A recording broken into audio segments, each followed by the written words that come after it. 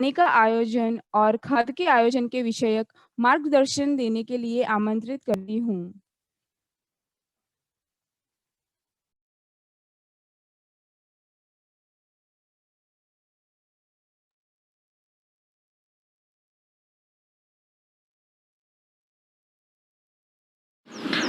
नमस्कार मित्रों, वंदे मातरम, वंदे गौ मातरम। ये हमारी बाथू गौ माता है और बस ऐसे ही निर्मित हुआ है, तो उसको हम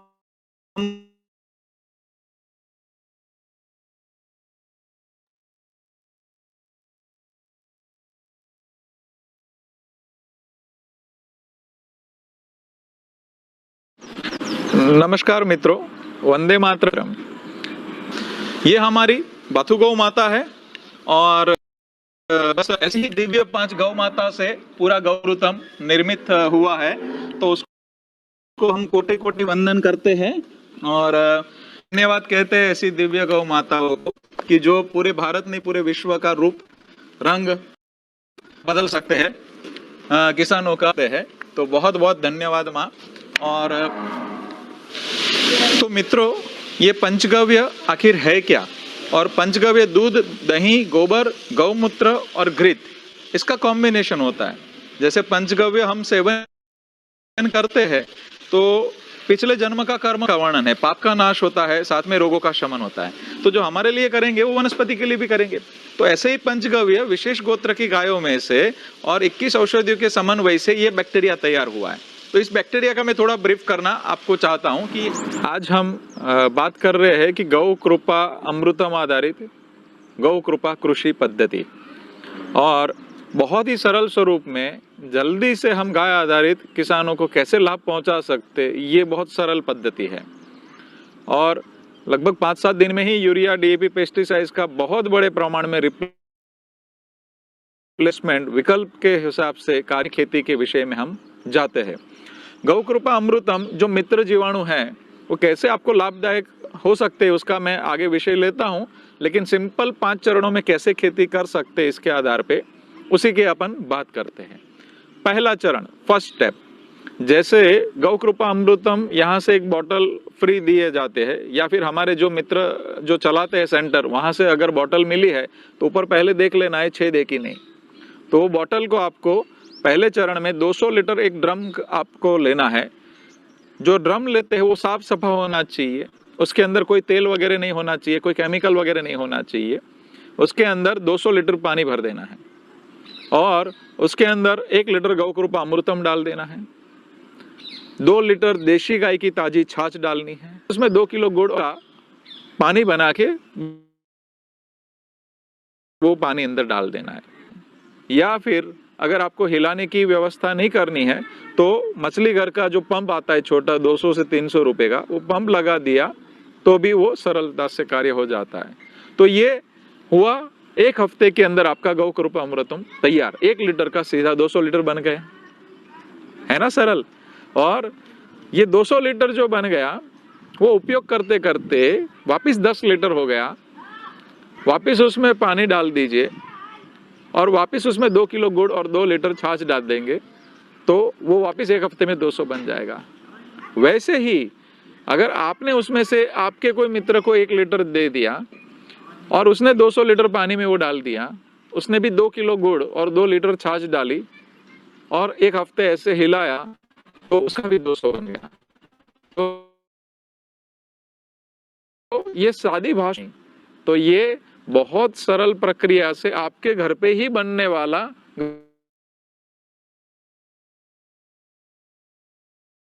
अमृतम हो गया। ये या फिर ग्रीन नेट के नीचे रखना है, उसके ऊपर सूती कपड़ा ढक के रखना है ताकि उसके ऊपर कोई जीव ना पड़े उसके अंदर। तो ये हो गया आपका मदर कल्चर।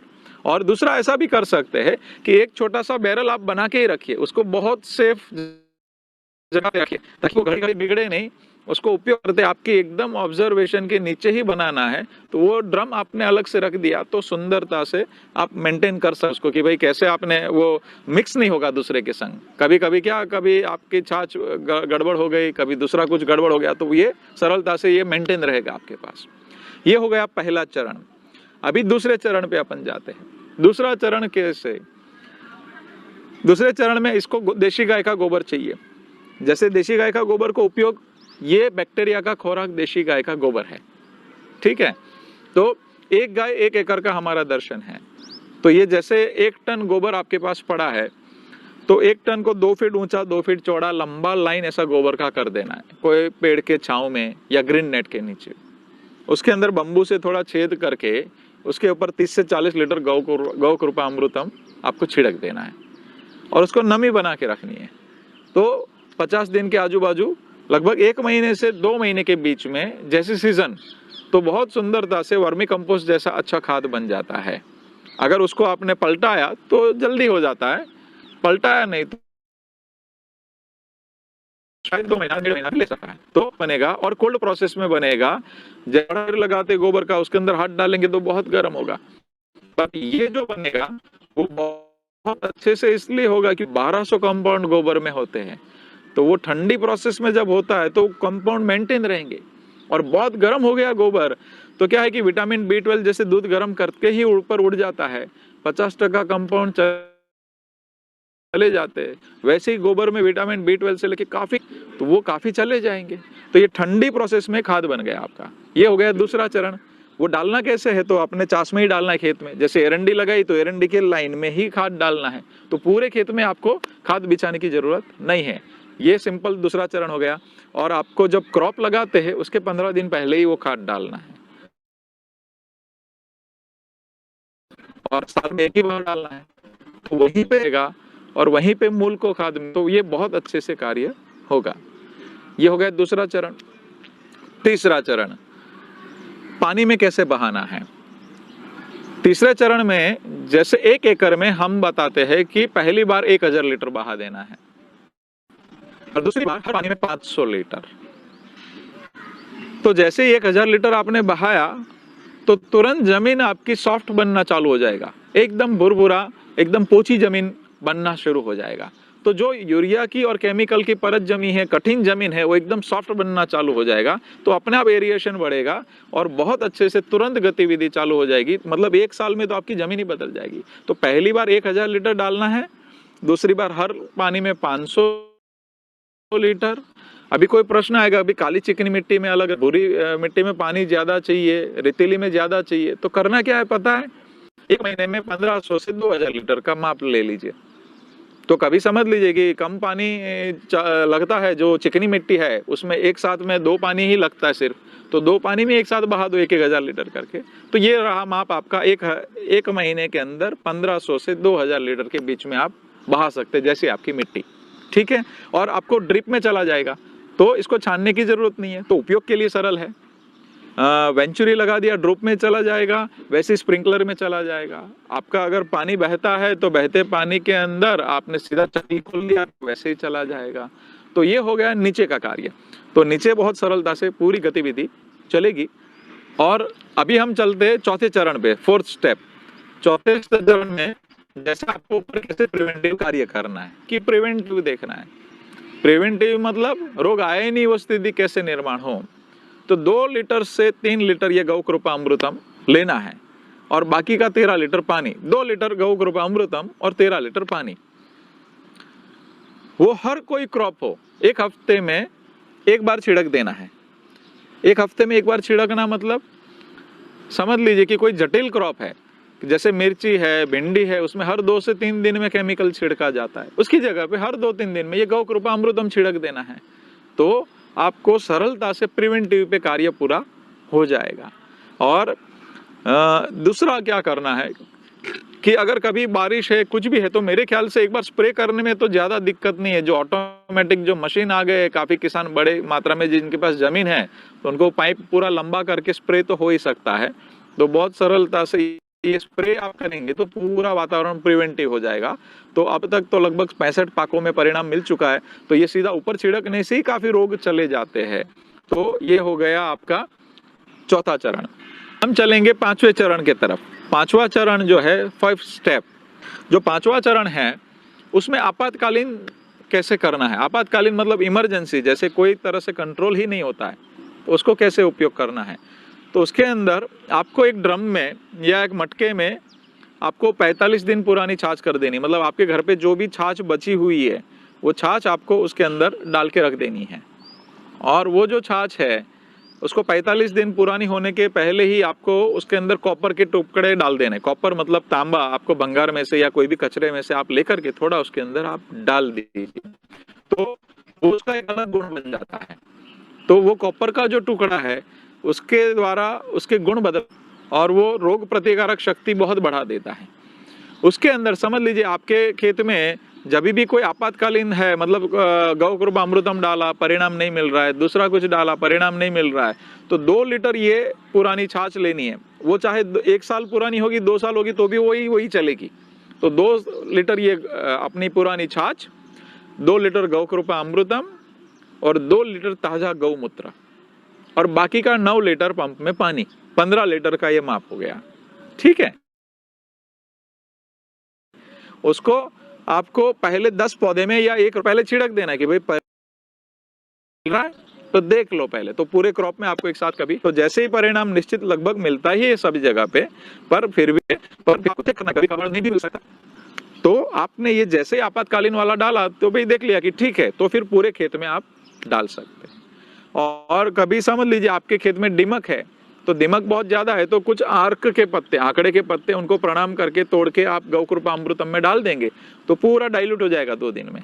तो वो आपने पानी के साथ बहा दिया तो दीमक आपको परेशान कम करेगी, ड्रिप के साथ कर दिया, ऊपर स्प्रे कर दिया तो दीमक का भी समाधान हो जाएगा। वैसे ही कभी कभार आप लहसुन का उपयोग भी, मिर्ची का भी कर सकते हैं। ये 4 से 5 चीजें आप कॉम्बिनेशन में हमारी पुस्तक में भी देख सकते हैं और हमारे वीडियोस में भी हमको आपको और डिटेलिंग में बताएंगे। तो वो ड्रम आपने अलग से रख दिया तो सुंदरता से आप मेंटेन कर सकते हो। तो ये हो गए आपके 5 चरण। कितना सरल है ना, तो कर सकते हैं। दूसरा, इसके अंदर हम छाछ की बात करते हैं ना, तो देशी गाय की छाछ लगेगी। विदेशी गाय की छाछ के बैक्टीरिया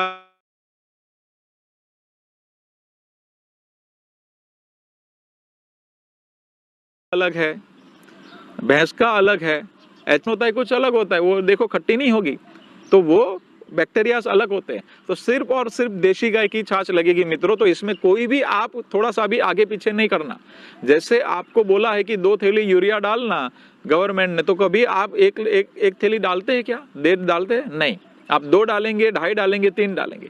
तो वैसे ही गौ कृपा अमृतम की ये जो 5 चरण हमने बताए, भले आप छोटा प्रयोग कीजिए, आपके पास 10 एकड़ जमीन है, आधा एकड़ में डालिए, पाव एकड़ में डालिए, एक ही रोप देना है, पूरी पद्धति ठीक ढंग से करना है तो परिणाम निश्चित मिलता ही मिलता है।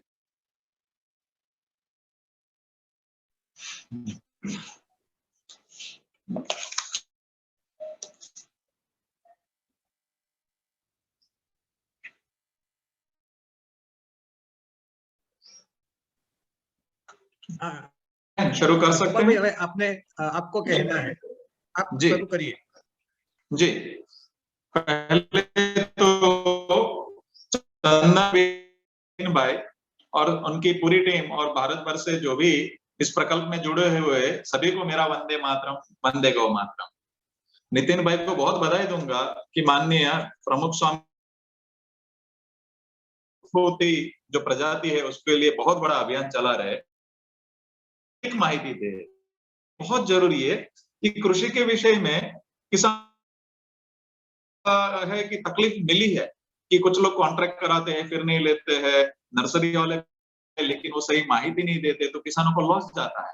तो जिस प्रकार से नितिन भाई और ग्रुप ने पूरा माहिती दिया है कि भाई 15 बाय 15 फीट में ही बोना है, नितिन भाई और जो ये पर दी है किसानों को कि अलर्ट के साथ में कि देखो इतनी तैयारी है तो ही ये नहीं करना है, क्योंकि इतना सारा खर्चा करना, इतना वेटिंग पीरियड है, उसके बाद में भी आपको कुछ प्रॉब्लम ना हो, इसलिए ये जो माहिती मिली है बहुत अच्छी है। बिल्कुल मैं धन्यवाद कहूंगा सभी मित्रों का कि ये जो में जुड़े हुए हैं। तो मैं कुछ बातें करूंगा कि कैसे गौ आधारित हम ज्यादा अच्छे परिणाम ले सकते हैं और गौ आधारित सात्विक तरीके से, जैसे हमने 5 चरण खेती के ये करीबन 20 में 4.5 मित्रों 5 किसान को बदलना मुश्किल है। तो इतने कम समय के अंदर 4.5 लाख से ज्यादा किसान, 65 क्रॉप, 65 प्रकार के क्रॉप के अंदर परिणाम है। 10 प्रकार की मिट्टी, काली, चिकनी, रेतीली, सभी प्रकार की मिट्टी में सभी प्रकार के क्रॉप में अभी तक परिणाम मिला हुआ है। तो इसको इस विषय में कैसे अपन जोड़ सकते हैं? तो बिल्कुल, जैसे चंदन की कृषि हम जो करने जाते हैं,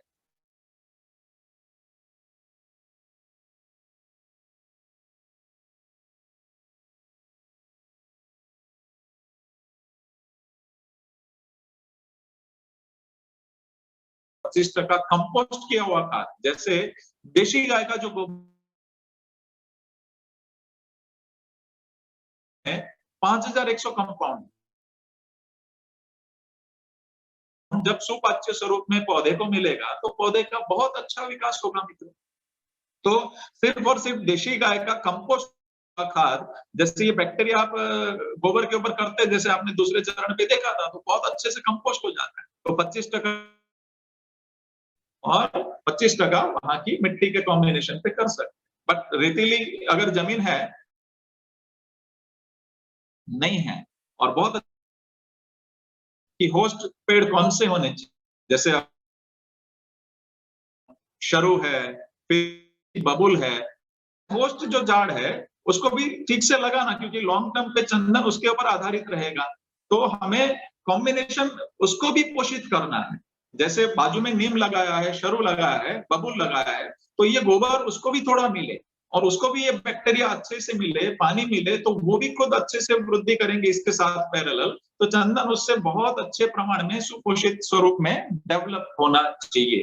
तो मेरे ख्याल से जो पूरी की पूरी जमीन में आजू बाजू की प्रकृति खिल उठे, और उसी का ये गाय आधारित करने के लिए मैं प्रेरित कर रहा हूं, क्योंकि ये जो बैक्टीरिया है उसमें जो मैंने आपको कुछ चीजें बताई, जैसे उसमें 60 से ज्यादा बैक्टीरिया जीनस है, तो उसमें 11 से ज्यादा ऐसे जो हवा में से लेके नाइट्रोजन देते हैं वनस्पति को। तो यूरिया अपने आप वहां के आजू बाजू की वनस्पति और उनको खुद को मिल सकता है, और इतनी स्पीड में मिलता है, जैसे यूरिया डालने से 7 दिन में कलर बदलता है, उतनी ही स्पीड में होता है। वैसे ही इस बैक्टीरिया के अंदर, गौ कृपा अमृतम के अंदर फॉस्फोरस के बैक्टीरिया है, तो डीएपी मिल जाता है सभी आजू बाजू पौधे को। और सबसे इंपॉर्टेंट टॉक्सिक को रिड्यूस करने वाले बैक्टीरिया भी है इसके अंदर, और ग्रोथ प्रोमोटिंग बैक्टीरिया है इसके अंदर, जो सब के अंदर जिंक है, कोबाल्ट है, को डेवलप होने के लिए ये जो न्यूट्रिशन को सुपाच्य स्वरूप में देने वाले बैक्टीरिया जीनस के अंदर है, तो आजू बाजू के होस्ट और चंदन खुद बहुत अच्छे से डेवलप हो सकता है। ये टेक्नोलॉजी इसमें बहुत सुंदरता से कार्य कर सकती है मित्रों। तो बिल्कुल इसके अंदर हम लोग प्लानिंग करना है अच्छे से। और जैसे ही आपको बताया कि नर्सरी की प्योर अच्छे फॉर्म में ही पौधे अच्छे कहाँ से मिले, तो आप नितिन भाई और पूरे उनकी टीम के साथ ही चर्चा करके पौधे बहुत अच्छे से माहिती है कि कितने साल तक ये ध्यान रखना है, कितने साल के बाद कुत्ते पालना है, कितना डिटेलिंग है कि कितने अच्छे से, मतलब वफादार से वफादार कुत्ते ही है। तो मैं बहुत खुश हुआ कि इतनी डिटेलिंग पे आप दे रहे। और चंदन के वृक्ष के अंदर जो मुख्य 4 तकलीफ है के लिए, ये गौ कृपा अमृतम का एक अलग ड्रम लेकर के उसके अंदर आंकड़े के पत्ते डाल सकते हैं, और कुछ 5 दिन में आंकड़े के पत्ते डाइल्यूट हो जाएंगे। तो चाहे ड्रिप हो, चाहे फ्लड इरिगेशन हो, तो आंख वाला जब गौ कृपा अमृतम जाएगा उसके अंदर, तो बहुत ही अच्छे से उधे का कंट्रोल होता है। दूसरा एक चीज भी ध्यान में रखना है कि हम अगर कचरा आजू बाजू साफ करते हैं, तो मैंने मेरी नजर के सामने हमारे यहाँ पे 700 गुंदे के वृक्ष खड़े किए हैं, तो कचरा हम एक साइड में लाइन कर देते, तो उधई को जब तक सूखा मिलता है तब तक वो हरा नहीं खाती है मित्र। तो ये बहुत एक दूसरे के पूरक है। जैसे हमने 700 यहाँ पे गुंदे के पेड़ है, वहां पे हम जब साफ करते,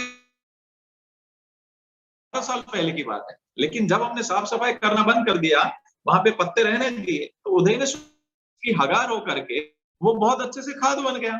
तो क्या हो कि एक दूसरे के पूरक हो गए, जो हम शत्रु समझते थे वो मित्र में कन्वर्ट हो गया। तो उसकी हगार से बहुत अच्छे से पौष्टिक स्वरूप में उसको बहुत अच्छे से खाद मिला, और 700 के 700 गुंदे हमारे खड़े हुए। तो उदय को हम लोग अगर कंट्रोल करना है तो बिल्कुल आंकड़े के पत्ते उसको नमस्कार करके तोड़ के उसको डाइल्यूट करके गौकृपामृतम के साथ बहुत अच्छे से आप कंट्रोल कर सकते हैं। दूसरा मिलीबग उसका जैसे हमने मिर्ची के ऊपर कुकड़ वायरस आता है, पपीते के ऊपर वायरस आता है, तो ये जैसे स्प्रे करते हैं 1 हफ्ते के अंदर मेजर कंट्रोल कर लेता है। तो मिलीबग तो जैसे ही आप स्प्रे करेंगे 1 हफ्ते के अंदर ही कंट्रोल हो जाता है। तो ये 30 पैसे पे घर पे पड़ता है, मतलब गुड़ का ही खर्चा है किसानों को, तो गुड़ भी किसान के घर पे ही पैसा जाएगा। और ये इसके अंदर गौकृपामृतम के 8 से ज्यादा बैक्टीरिया ऐसे हैं जो अपने शरीर में से ऐसा एंजाइम छोड़ते हैं कि नहीं काम के कीटक, फंगस सब दूर भागते हैं। तो ये सबसे बड़ा पेस्टिसाइड्स का काम करेगा। आज देखो भारत का पेस्टिसाइड्स का हर साल का खर्चा है 7 लाख करोड़ से ज्यादा। तो अभी तक हमारा 65 क्रॉप में परिणाम मिला है। तो ये चंदन की कृषि के जो मित्र है वो दूसरे जो इंटर क्रॉप करते हैं या फिर दूसरे क्रॉप भी उनके कोई भी परिचित में आते तो उनको भी दे सकते हैं कि बहुत अच्छे से 7 दिन में। किसान का सबसे बड़ा डर क्या होता है कि उत्पादन कम आएगा तो कैसे करेंगे, तो 7 दिन में रिप्लेस होता है। हम तो ऐसा कहते हैं कि भाई 10 एकड़ भूमि है किसान के पास, तो पहले आधे एकड़ में करके देखिए जरा कि भाई परिणाम मिल रहा है, हम जो बोल रहे हैं वो फील्ड पे दिख रहा है, तो फिर पूरा स्वीकार कीजिए, तो बहुत अच्छे से परिणाम मिलता है। दूसरा चंदन में प्रश्न आता है फंगस का। तो देखिए ये गौकृपामृतम के अंदर मात्रा बताई कि नीचे 1000-1500 लीटर नीचे फ्लड इरिगेशन में जाता है या फिर ऊपर हम स्प्रे करते हैं तो उसके कुछ बैक्टीरिया अपने शरीर में से जो एंजाइम छोड़ते हैं। इवन गौकृपामृतम कल्चर का जो आप मदर कल्चर संभालते हैं वहां और जहां स्प्रे करते सभी जगह पे नए काम के फंगस सप्रेस फॉर्म में चले जाते हैं। मतलब वो 1% से ज्यादा कभी वो ड्रम के अंदर भी नहीं बढ़ने देंगे और आपकी जमीन के अंदर भी नहीं बढ़ने देंगे। तो जमीन के अंदर जैसे सबसे बड़ा दुश्मन फंगस है, वो हमें दिखता नहीं है, जमीन के नीचे और ऊपर भी बहुत सूक्ष्म है। तो जब आप जमीन के और पौधा 50% पीला होने के बाद पता चलता है कि फंगस का बहुत बड़ा अटैक।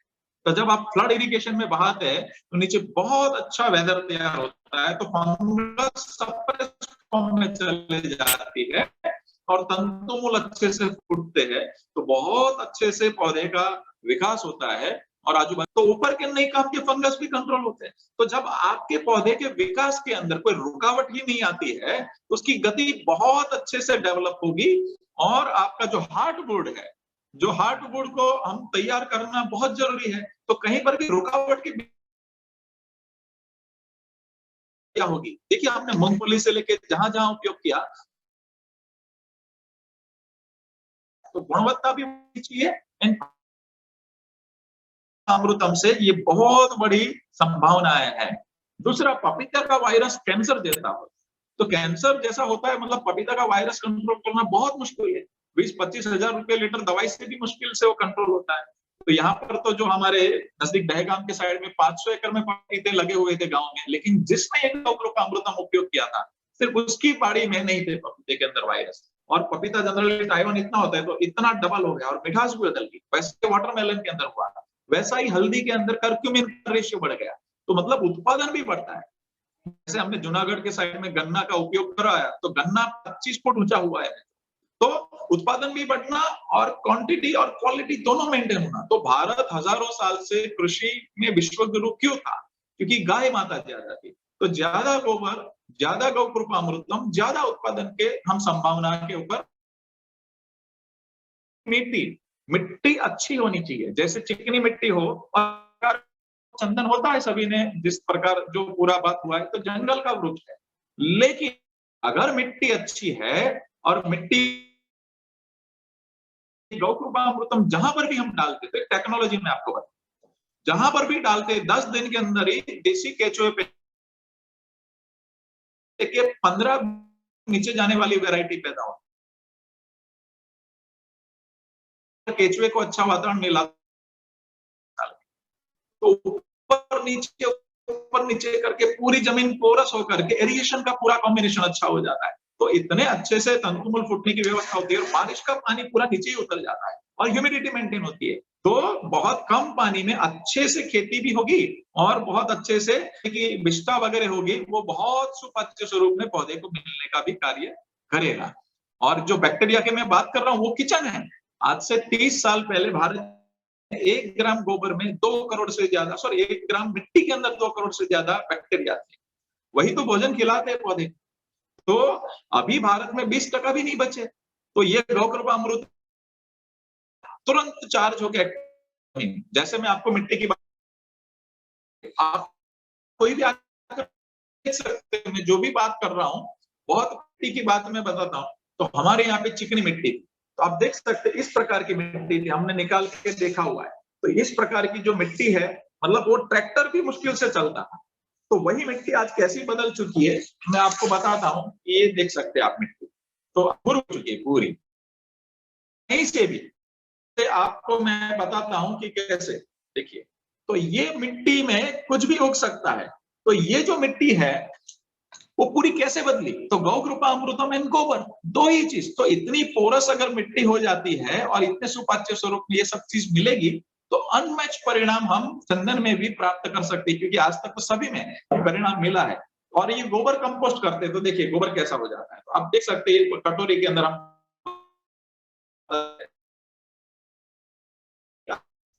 अंदर होता है।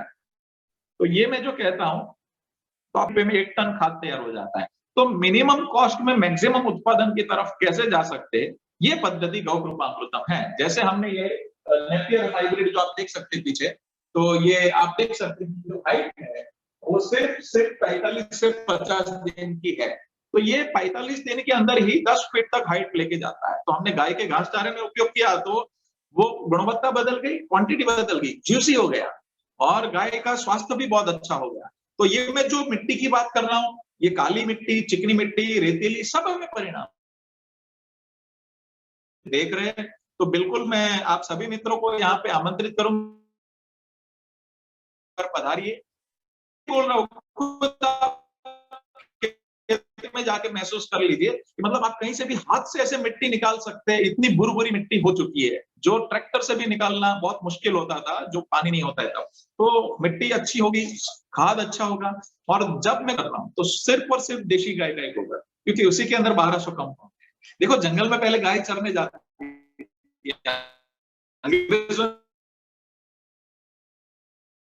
गाय का गोबर और गौमूत्र और छाछ दे, क्योंकि विदेशी गाय के छाछ के बैक्टीरिया अलग है, भैंस के अलग है, डेयरी अलग कल्चर से ही। तो मेरी विनती है कि गाय है तो बहुत, देखो 5 किसान को मुश्किल है बदलना, तो 4.5 लाख किसान है। तो हमारा टारगेट है कि अगले 2 साल के अंदर हर में गौ कृपा अमृतम और गाय आधारित, और हम लोग ने एक छोटा सा ब्लिंक में दे देता, तो 1 गाय 1 एकड़ का हमारा कॉम्बिनेशन है। क्योंकि आप दूसरे लोगों को भी सलाह दे सकते हैं इसके अंदर, जैसे मूंग उगाई, तुवेर दाल उगाया, कुछ भी उगाया, दाना बाहर बेचा, पत्ता तो निकलेगा ही। तो नई दूध देने वाली गाय भी पत्ता खा के गोबर तो देगी, तो मुफ्त में गोबर मिलेगा। और 1 एकड़ में कम से कम 4 टन से 10 टन के बीच में गोबर हमको मिल सकता है, अगर हमने 1 से 2 गाय पाली उस पत्तों से, और इसी बैक्टीरिया से कंपोस्ट करके खाद में डाल सकते हैं। तो इसी पद्धति में 1000 से ज्यादा आदिवासियों ने गाय बांधी पूरे भारत भर में सिर्फ 1 साल के अंदर। तो मेरी विनती है कि जो हम ये बात कर रहे हैं, वो मेरे ख्याल से 15-20 मिनट मेरी हो चुकी है, लेकिन प्रश्नोत्तरी हम रखेंगे, ताकि ये विषय हम चलाएंगे तो बहुत चलेगा। यहाँ पे छोटा एक गौशाला का मैं परिचय दे देता हूँ। यहाँ पे 700 गौ माताएं छोटी बड़ी मिलके 14 साल से प्रकल्प चल रहा है, और यहाँ पे गाय आधारित कृषि का अभ्यास होता है, संशोधन होते हैं। गाय आधारित हम औषधि निर्माण कर रहे हैं, गाय आधारित गुरुकुल चल रहा है, गाय आधारित कृषि निर्माण के हम लोग प्रकल्प चला रहे हैं। तो ये सब विषय यहाँ पे चल रहे हैं। और गिर गाय 18 गोत्र की है, सभी के अलग अलग नंदी है। इस नंदी की बेटी उस वाड़े में जाएगी, इसकी उसमें जाएगी, ना इनब्रीड होगा ना क्रॉस ब्रीड होगा, सभी माताओं के नाम। तो गंगा माता कहेंगे तो गंगा माता ही बाहर निकलेगी, और 10 दिन का बच्चा भी माँ का नाम सुन के वही बच्चा दूध पीने के लिए बाहर आता है। आधा दूध हम लेते हैं, आधा बच्चे को पिलाते हैं। तो हम गांव में नंदी फ्री दे करके गांव में ऐसी गाय पैदा हो कि लोग स्वास्थ्य घर से गाय निकाले नहीं, उस पर काम कर रहे हैं। और ऐसी ही भारत की 20 नस्लों पे काम चालू कराया। एक ही साल में डांगी का 1.5 लीटर वाला दूध हमने 4 लीटर पे पहुंचाया। तो सभी माताएं अच्छी है, मनुष्य के अंदर कमी है। तो गाय आधारित भारत का वापस नव निर्माण कैसे हो, उस पर हम कार्य कर रहे हैं। शायद मैंने बात हमारा समय जो कहना था वो है। अभी प्रश्नोत्तर में कुछ समय रखेंगे, ताकि कुछ मित्र कोई भी पूछना चाहे तो निसंकोच पूछ सकते हैं। बिल्कुल हम प्रश्नोत्तरी कर सकते हैं नितिन भाई। Yes sir. सभी किसान मित्रों को एक बात मैं बताना चाहता हूं। जब 2014 में स्वामी जी ने मुझे आज्ञा की कि आप चंदन की खेती करें और हमारे स्वामीनारायण मंदिर में भी करवाएं और किसानों को गाइड करें, उस टाइम मैंने खेड़ा डिस्ट्रिक्ट की जमीन, जो बहुत गुजरात की अच्छी लैंड कहा जाता है, सॉइल सबसे अच्छी कहा जाता है, वहां मैंने सबसे पहले सॉइल टेस्ट करवाया। सॉइल टेस्ट करवाया तो हमारी जो गोराडू ने इंग्लिश में શું કહે ग्ले सॉइल थी, उसका मेरी जमीन का पीएच 8.9 था, जो एग्रीकल्चर के रिलेटेड है ही नहीं। मैं 3 जगह रिपोर्ट करवाया और जब मैं कल्टीवेटर लगाया तो जैसे काली मिट्टी का बड़ा बड़ा पत्थर जैसा निकलता था, किसी के सिर पे मारे तो लोही निकले मगर मिट्टी ना टूटे, ऐसे पत्थर जैसी मिट्टी हो गई थी। मैंने कई टेक्निकल लोगों को कहा जो एग्रीकल्चर लाइन में है, तो कहा कि नितिन जी इसमें चंदन मत करिए। मैंने स्वामी जी की आज्ञा से चंदन किया। आज तक कोई केमिकल नहीं डाला है, 7 साल हो गए। सबसे पहले मैंने 4.5 एकड़ की लैंड में खेड़ा में ही सैंडलवुड किया। 25 ट्रैक्टर उस टाइम पे 2014 की बात, गोबर लिया, उसको मैंने कंपोस्ट किया और बाद में मैंने डाला।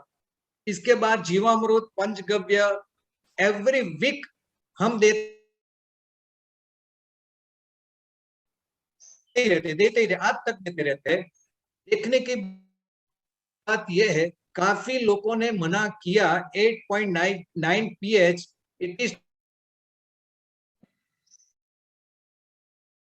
Not proper for. मेरी वीडियो में जाहिर में भी कहता हूं, ये इसके लिए है ही नहीं। ये सैंडलवुड है, वो फॉरेस्ट की ट्री है। कोई कहते हैं मिनरल इसमें ऐसा होगा, मिनरल ऐसा होगा, वैसा होगा, मगर हम कोई भी 6.5 पीएच की नीचे वाली जमीन में भी ऑर्गेनिक जब हम करना शुरू करेंगे तो जमीन का जो स्ट्रक्चर है वो अपने आप बदल जाएगा। और मेरी लैंड में सबसे अच्छा सैंडलवुड ग्रो हो रहा है because of organic manure, totally organic. तो सभी किसानों को मैं ये मेरा एक्सपीरियंस शेयर किया। दूसरी बात गोपाल जी से पूछना चाहता हूं,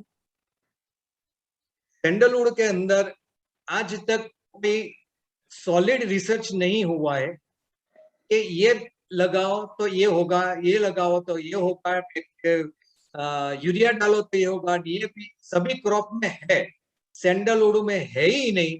तो मैंने किसानों को कहा कि आप हो सके इतना ऑर्गेनिक ही डालते रहिए। अभी मैं कह रहा हूं कि आप जीवामृत की जगह गोकृपा अमृतम बैक्टीरिया डालते ही रहिए एवरी वीक, क्योंकि रिसर्च करने के बाद हम कहेंगे तो सालों निकल जाएगा, 50 साल भी निकल जाएंगे, तो पैसे हमें कहां से मिलेगा। मगर नॉर्मल लॉजिक से मैं कहता हूं किसानों को चाहिए, माइक्रोन्यूट्रिएंट चाहिए, इसको एनपीके चाहिए, नाइट्रोजन फॉस्फोरस ये सब चाहिए। बस इसको हम कहां से इसको दे सकते हैं, वो अपने आप मिलने वाला ही है ऑर्गेनिक से। तो अब यही करिए। तो इसकी वजह से काफी किसानों ऑर्गेनिक पद्धति से ही ये चंदन करना शुरू कर दिया है। मैं आपसे एक रिक्वेस्ट ये करूंगा कि अभी पूरे इंडिया के किसान सुन रहे हैं, करीबन अभी 650 किसानों अभी आ गए, अभी और भी लॉगिंग होते जाएंगे। 3 दिन का एवरेज 1600 एवरेज 1700 किसानों की है पर सेशन की। तो आप ये गोकृपा अमृतम इंडिया में हर एक स्टेट में कहां कहां मिलेगा, ये यदि आप जो कह सको तो जितने सुनने वाले हैं उसको पता चल जाएगा, यहाँ यहाँ मिल सकता है। शायद सभी स्टेट का हम बता ना सके, तो हमें ऐसा कोई लिस्ट मिले कि महाराष्ट्र में कहाँ मिलेगा, यहाँ कहाँ मिलेगा, यहाँ कहाँ मिलेगा, तो किसानों को हम कह सके कि भाई आप इसका मल्टीप्लिकेशन करते जाइए, आप भी करिए दूसरे को करिए, आप भी करिए दूसरे को भी भेजिए। तो थोड़ा महाराष्ट्र में, गुजरात में या राजस्थान में, मध्य प्रदेश में, यूपी में, थोड़ा 5-7 स्टेट में आप बताइए ये कहाँ कहाँ मिलेगा। जी बिल्कुल, धन्यवाद नितिन भाई, आपने जो एकदम प्रॉपर देसी लॉजिक लगाया कि देशी गौ हो सकता है, धन्यवाद कहता हूँ। और हकीकत में ये हमने सकती है, कोई भी पीएच की हो। जो बात के ऊपर भी आपने श्रद्धा रखी, उसके लिए भी बहुत धन्यवाद। और ये पूरा निशुल्क चेन है, गौ कृपा अमृतम देते भी फ्री है, और आगे भी वो किसानों को हम विनती करते कि वो भी आगे फ्री बांटे। तो उसमें हम नितिन भाई के मोबाइल पे ही सारा लिस्ट भेज करके आपके द्वारा ही डिसेंट्रलाइज पूरे देश में करेंगे कि भाई जिन जिन को चाहिए तो वहां पे आपके वहां पे लिस्ट भेज देते सभी राज्यों की कि कहाँ कहाँ जिले वाइज उपलब्ध होगा, और वो किसान वहां पे फ्री बांटते भी है और सिखाते भी है।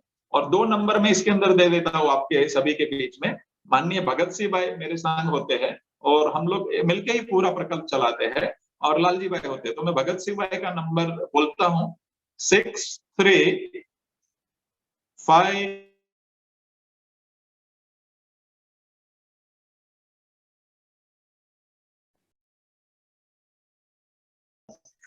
6351 0000349। और दूसरा नंबर है लालजी भाई का 7487064395। ये दोनों मोबाइल में से लगभग पूरे भारत भर की माहिती आपको मिल जाएगी कि कौन से राज्य में है। और एक में तो आप ईमेल या मोबाइल के द्वारा सभी किसान का जो आपका लिस्ट है वहां पर आप डिसेंट्रलाइज।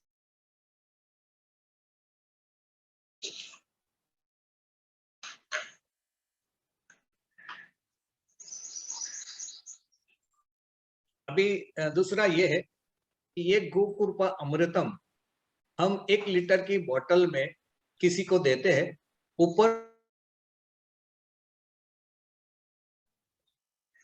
घोल करना होता है। इट इज पॉसिबल कि ट्रांसपोर्ट है कुरियर द्वारा या कुछ कहाँ भी।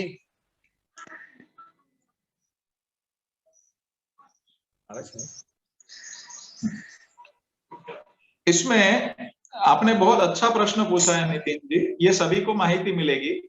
हम बॉटल के ऊपर छेद करके ही सबको देने के लिए बोलते हैं।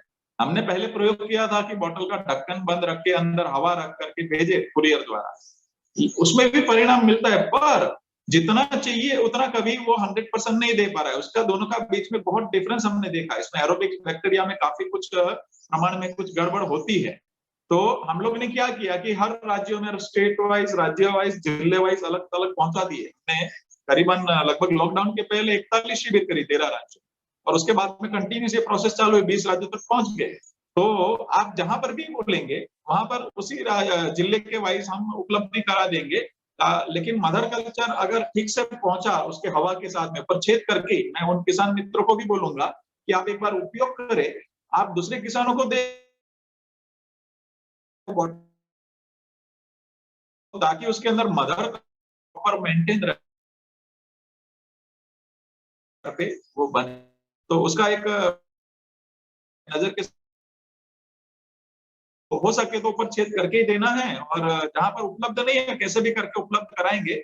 जब आपने इतना बड़ा मुहिम लगा उठाया है कि भाई चंदन को बचाना है और पूरे भारत भर में चला रहे, तो हम बिल्कुल आपके साथ हैं। और आप जहां पर कहीं पर भी बोलेंगे भारत भर में, वो जिले वाइज हम पहुंचाने का पूरा प्रयत्न।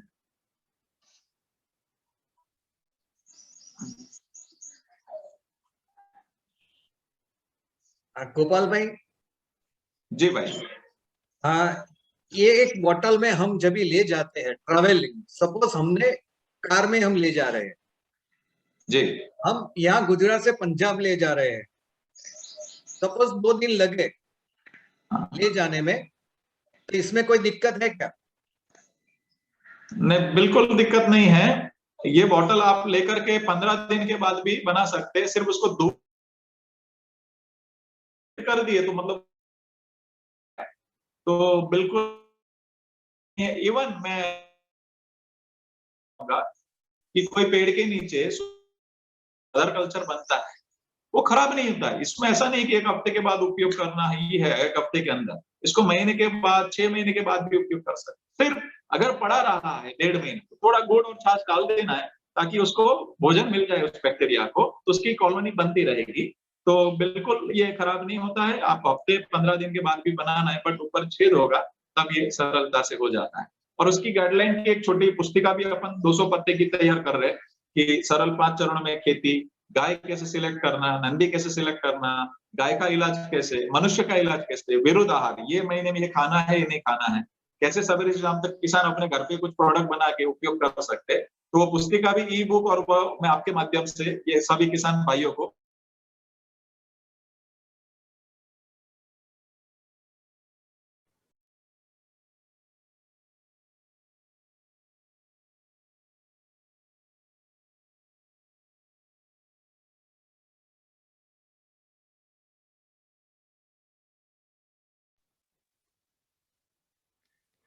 ओके सर,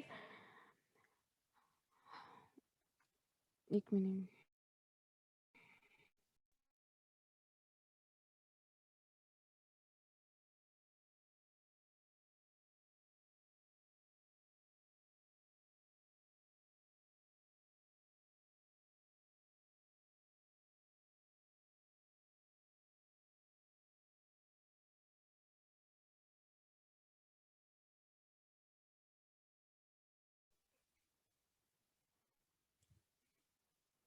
बोल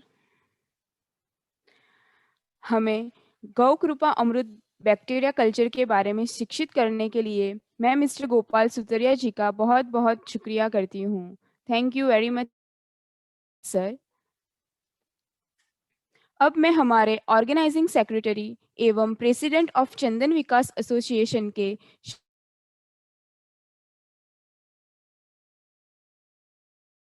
श्री नितिन पटेल सर को चंदन के फन विषयक मार्गदर्शन देने के लिए आमंत्रित करती हूँ। श्री नितिन पटेल सर। नमस्कार सभी सभी किसान मित्रों को नमस्कार। खेती में, मनुष्य में हर जगह पानी एक महत्वपूर्ण भाग है। इसी तरह चंदन को भी पानी चाहिए। इंडिया के काफी फार्म का विजिट मैंने किया है, उत्तर प्रदेश, आंध्र प्रदेश में, कर्नाटक में, तेलंगाना में भी किया है, महाराष्ट्र में काफी जगह सैंडलवुड का पानी का फार्म का विजिट किया है। कई किसान ऐसे अपने आप मान लेते हैं कि इसको एक बार लगा दिया तो पानी दे या ना दे चलता रहेगा, मगर जब हम ऐसे फार्म की विजिट करते हैं, हमारे नजर में आता है तो हमें लगता है कितनी गलतियां किसान कर रहे हैं। मैं स्पष्ट रूप से सभी किसानों को एक बात बताऊं, यदि आपके फार्म पर पानी नहीं है तो चंदन करो ही मत। क्यों नहीं करना चाहिए? चंदन ये 5-6 महीने का प्रॉब्लम क्रॉप नहीं है, ये 15-20 साल ले लेगा। काफी पैसा इन्वेस्ट करना पड़ता है, और इन्वेस्ट करने के बाद जब आपको रिजल्ट नहीं मिलेगा तो आपको ऐसा लगेगा कि चंदन करना नहीं चाहिए, क्योंकि चंदन अच्छा नहीं है, नहीं होता है। गलती हमारी है, दोष हम चंदन को देते हैं। तो सबसे पहला, आपके फार्म पर जहां चंदन करना चाहते हो वहां पानी है, तभी आप चंदन करिए। सेकंड, पानी की बात, चंदन ऐसा क्रॉप नहीं है जहां बहुत पानी चाहिए। जैसे केले है, सुगर कैन है यानी शेरडी है, इसमें पानी ज्यादा चाहिए। चंदन में पानी की रिक्वायरमेंट बहुत कम है। ऐसे हम अलग अलग पॉइंट ऑफ व्यू से चंदन को देखें। सबसे पहले काली चिकनी मिट्टी जो होती है, वहां बहुत कम पानी चाहिए, क्योंकि एक बार पानी देने के बाद 10 दिन 12 दिन, कई फार्म तो ऐसा होते एक बार पानी देने के बाद 10-12 दिन के बाद वहां हम पांव रख सकते हैं। ऐसी जमीन में कम पानी चाहिए। दूसरा, आपकी सैंडी सॉइल है, रेताल, आपकी जमीन में रेत बहुत है, तो वहां आपको पानी ज्यादा चाहिए। क्यों? कि आज पानी दिया, तुरंत के तुरंत नीचे चला जाएगा। तो ऐसा जब भी होता है तो आप वीक में 3 बार 4 बार आधा आधा घंटा पानी दीजिए। वो शुरुआत के स्टेज में, पहले साल दूसरे साल में। जैसे जैसे चंदन की आयु बढ़ती जा रही है, वैसे वैसे पानी उसको ज्यादा देना है। दूसरी बात है, हमारी ग्लेड जो गोरालू जमीन जो होती है, इसमें पानी वीक में 2 बार आधा आधा घंटा ड्रिप से देंगे। आपकी ड्रिपर पॉइंट 8 लीटर की हो तो आधा आधा घंटा 1 घंटा देंगे तो भी चंदन को इनिशियल स्टेज में प्रॉब्लम नहीं है। आगे जाते जाते कैसे पानी देना है वो भी बहुत। दूसरी बात, बारिश के टाइम में यदि आपके फार्म में पानी इकट्ठा होता है, जैसे तालाब हो जाता है, कई फार्म ऐसे होते हैं 4 दिन 5 दिन तक पानी निकलता ही नहीं है, भरा रहता है। ऐसे जमीन में कभी भी चंदन मत करिए। चंदन पानी की वजह से, मैं काफी बार नेचुरल किसानों के लैंग्वेज में कहता हूं, चंदन का दुश्मन पानी है। जो इसको ज्यादा मिल जाए तो आपके फार्म पर ज्यादा पानी होता है, इकट्ठा होता है बारिश के टाइम में, तो चंदन करो ही मत। कई स्टेट ऐसे हैं बारिश के टाइम में 2-2 महीना कंटिन्यूस बारिश होती है, तो चंदन को बारिश से प्रॉब्लम नहीं। जितना भी पानी हर रोज क्यों ना हो, निकल जाना चाहिए।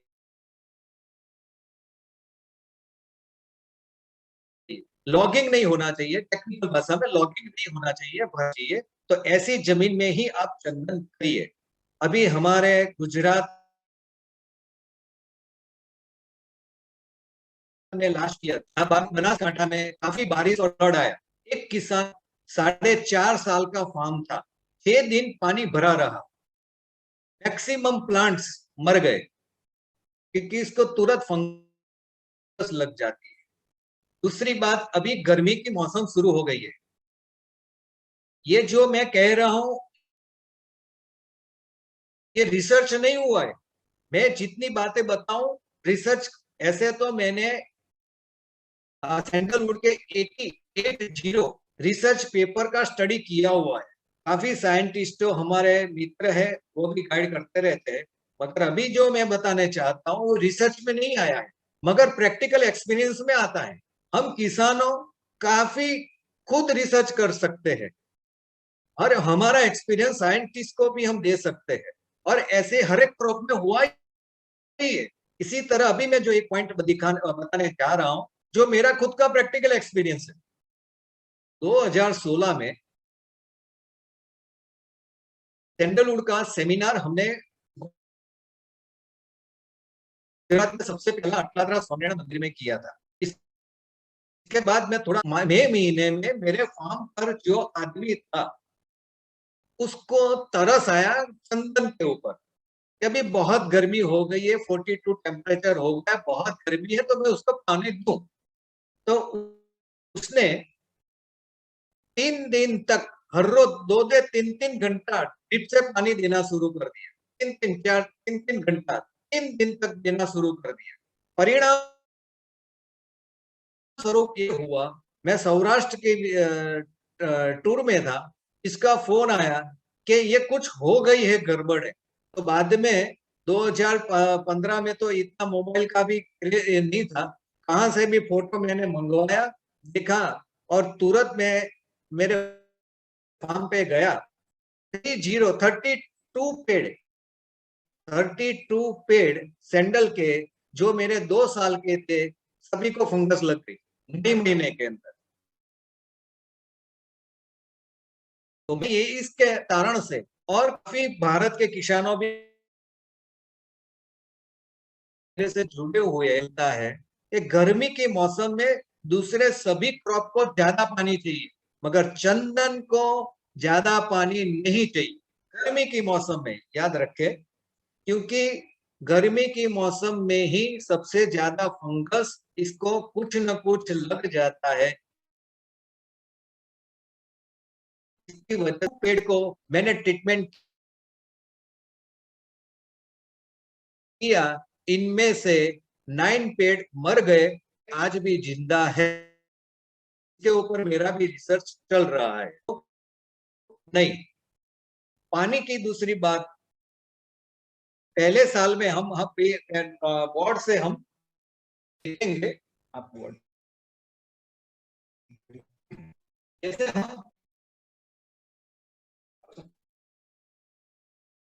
हमने ये ड्रिप की लाइन लगाई, ये सैंडलवुड है, ऐसे हम लाइन में यहाँ ड्रिपर लगाते हैं। ये ड्रिपर हम जब लगाते हैं तो चंदन के स्टेम्प में, तना में वो पानी जाता है, और पानी का एक सबसे बड़ा ये है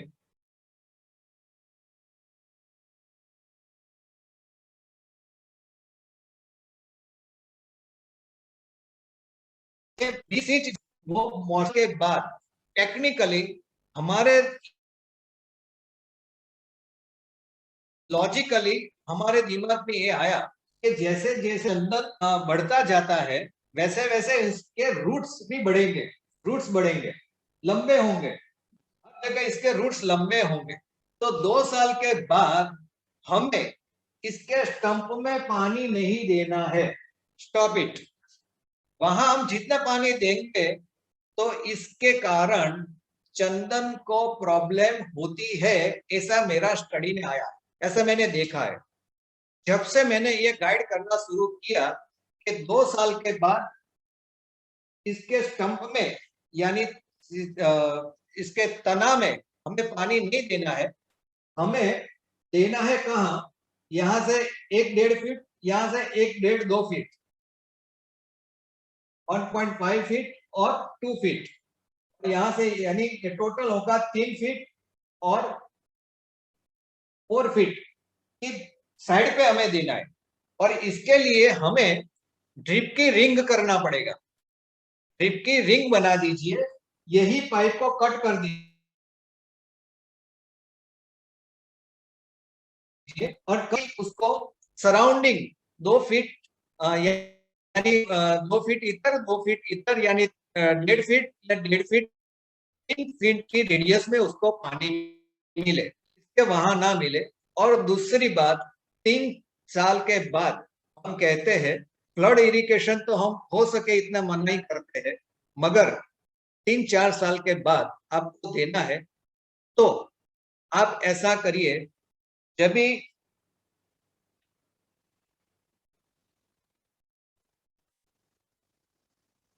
अभी हमने चंदन यहां लगाया, ये चंदन हमने लगाया, तो यहां आप मिट्टी का ढेर कर दीजिए, यानी ऐसा ऐसा समझिए कि ऐसा कर दीजिए और यहां से ये चंदन की लाइन हुई,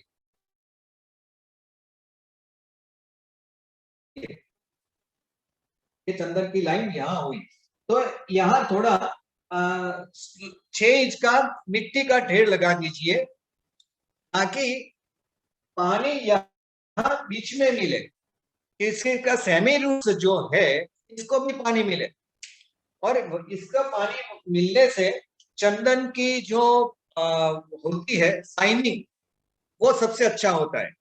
दूसरी बात, जब और ये जो फ्लड इरिगेशन है वो मार्च अप्रैल मई महीने में ही करना है, महीने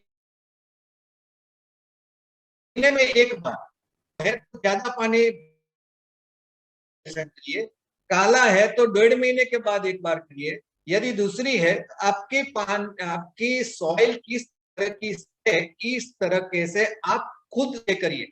मैं ये टेक्निकल बात बताता हूँ, समझना आप सभी किसानों को है कि मेरी लैंड जमीन कैसी है, किस प्रकार के इसको दीजिए। तो 3 फ्लड इरिगेशन हमें करेंगे। तो मैंने पहले 3 साल नहीं किया, मैंने देखा कि गर्मी के मौसम में क्या हो रहा है, ओनली ड्रिप से देते हैं तो थोड़े पत्ते वगैरह उसको थोड़ा स्ट्रेस हुआ। तो इसके बाद मैंने ये जब देना शुरू किया तो 3 महीने के एक एक महीने के डिस्टेंस में देना शुरू किया तो बहुत अच्छा रिजल्ट मिला। मैंने दूसरा ट्राई किया, 10 दिन में शुरू किया मैंने फ्लड इरिगेशन, 10 दिन में मैंने शुरू किया तो तुरंत इसको दूसरे पानी से ही 10 दिन के बाद मैंने दूसरा पानी दिया, तुरंत सैंडलवुड पे इफेक्ट होना शुरू हो गया।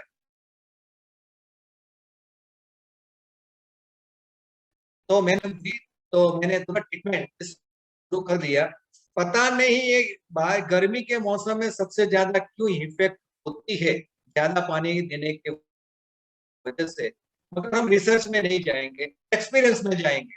हमारे पास रिसर्च का टाइम भी नहीं है, हमको पता भी नहीं है कैसे होगा कैसा नहीं, हमारा अनुभव क्या है, बस जो अनुभव है वही हम शेयर करेंगे। किसी को मानना है नहीं मानना है, कोई ने साइंटिफिक अप्रोच करना है, जो भी करना है आप करिए, हम हमारा एक्सपीरियंस शेयर कर रहे हैं।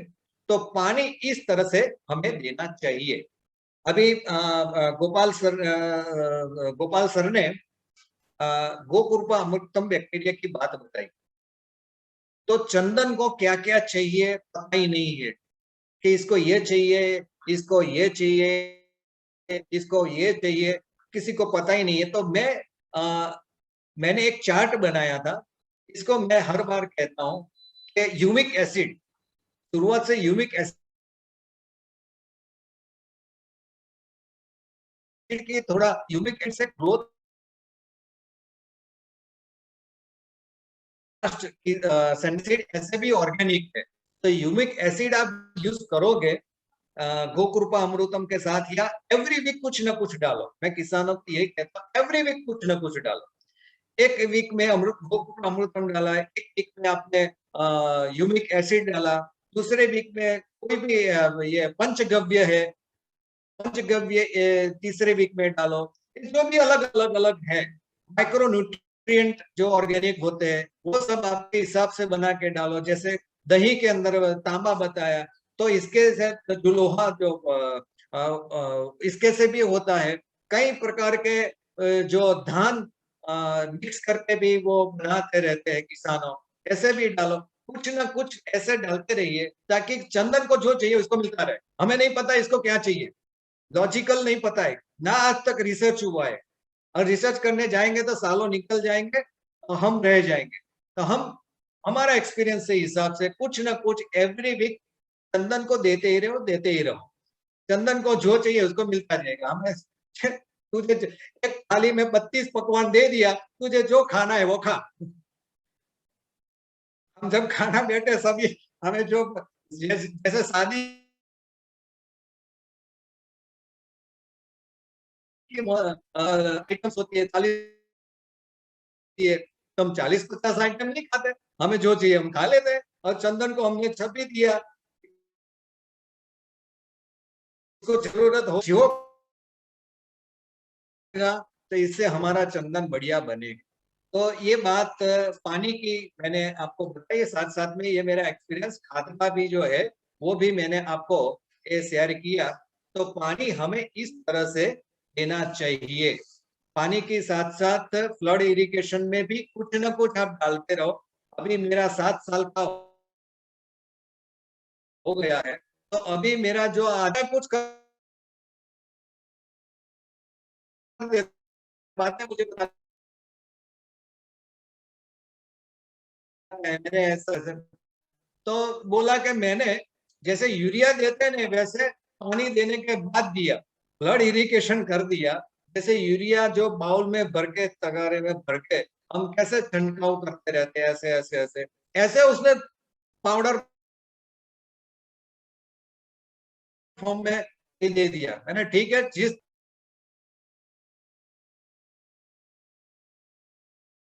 तो हम किसान ज्यादा कुछ केमिकल ना डालें। मेरा एक्सपीरियंस मैंने आपको शेयर किया, आज तक कोई भी केमिकल ना यूरिया डाला है, ना डीएपी डाला है, ना कोई फास्फोरस डाला है, ना पोटास का कुछ भी मैंने केमिकल नहीं डाला है, जो भी है। दूसरी बात मैं आपको खास बताऊं, एक रिलीजियस पॉइंट ऑफ सैंडलवुड है, हर एक धर्म के अंदर इसका यूज होता है, हर एक धर्म में, मुस्लिम हो, हिंदू हो, कोई भी धर्म है, सभी जगह सैंडलवुड का यूज होता है, क्योंकि ये पवित्र है, सभी ने पवित्र माना है। नहीं है ओनली फॉर इसकी फ्रेग्रेंसी है इसीलिए कर रहे हैं, ऐसा नहीं है। हमारे वेद पुराण में सैंडलवुड का है, सभी लिखा हुआ है। तो सैंडलवुड को हम जब ऑर्गेनिक देंगे तो मेरे ख्याल से सबसे अच्छा बनेगा, इसमें कोई गुंजाइश नहीं है। अभी मैंने 2 महीने पहले मेरा एक पेड़ था, वो बारिश की साइक्लोन की वजह से वो ब्रेक हो गया। सैंडलवुड कभी भी ब्रेक होता है साइक्लोन की वजह से, तो मैंने उसको काट दिया। मैंने के वीडियो में बताया था, ऐसे एक पेड़ में काट दिया। तो अभी 6.5 साल हुआ है, तो जब सेंटर आया तो सेंटर से हार्डवुड बनना शुरू हो गया। ऐसे भी सैंडलवुड में 6-7 साल के बाद हार्डवुड बनना शुरू हो जाता है, तो ये शुरू हो गया। यदि मैंने केमिकल वगैरह डाला होता तो ये होता या नहीं होता है वो मुझे नहीं पता, मगर नहीं डाला है तो हुआ है वो 101%। दूसरा मैं आप सभी को लॉजिक देता हूँ, जितना फॉरेस्ट एरिया में सैंडलवुड होता है, तो फॉरेस्ट एरिया में सैंडलवुड होता है, जंगल के अंदर सैंडलवुड होता है, तो वहां क्या यूरिया डीएपी देते हैं क्या? कुछ नहीं देते हैं। फिर भी नेचुरल रिसोर्सेस वहां है ही। इस तरह हमें केमिकल से 100% चंदन को नहीं बनाना है, बिना केमिकल ही आप प्लांटेशन चंदन को ग्रो करिए। इसके लिए आपके लिए बहुत अच्छा होगा, आपके लिए ये फायदेमंद होगा। तो अभी हमने ये पानी की थोड़ी बात और थोड़ा इसके बाद मेन्यूर की बात थोड़ी बताई। तो दूसरी गोपाल भाई ने बताया है, उसके पास से हमारे पास मोबाइल नंबर वगैरह सब आ जाएंगे, कांटेक्ट नंबर आ जाएंगे। तो हम सभी किसानों को व्हाट्सएप पे जो मैं आपको मैसेज भेजता रहता हूं, तो पूरा लिस्ट फाइल वगैरह शायद आ जाएगी, तो पूरा इंडिया की लिस्ट में आपको भेज दूंगा। वो आप सभी वहां से सर्कुलेट करते रहना, ताकि हमारे किसानों की दूसरी बात यह है, मैं कभी कभी किसानों को कहता हूँ कि हम खुद कर लेते हैं, दूसरे को नहीं बताते। मगर चंदन के बारे में मैं सभी किसानों को कहता हूँ,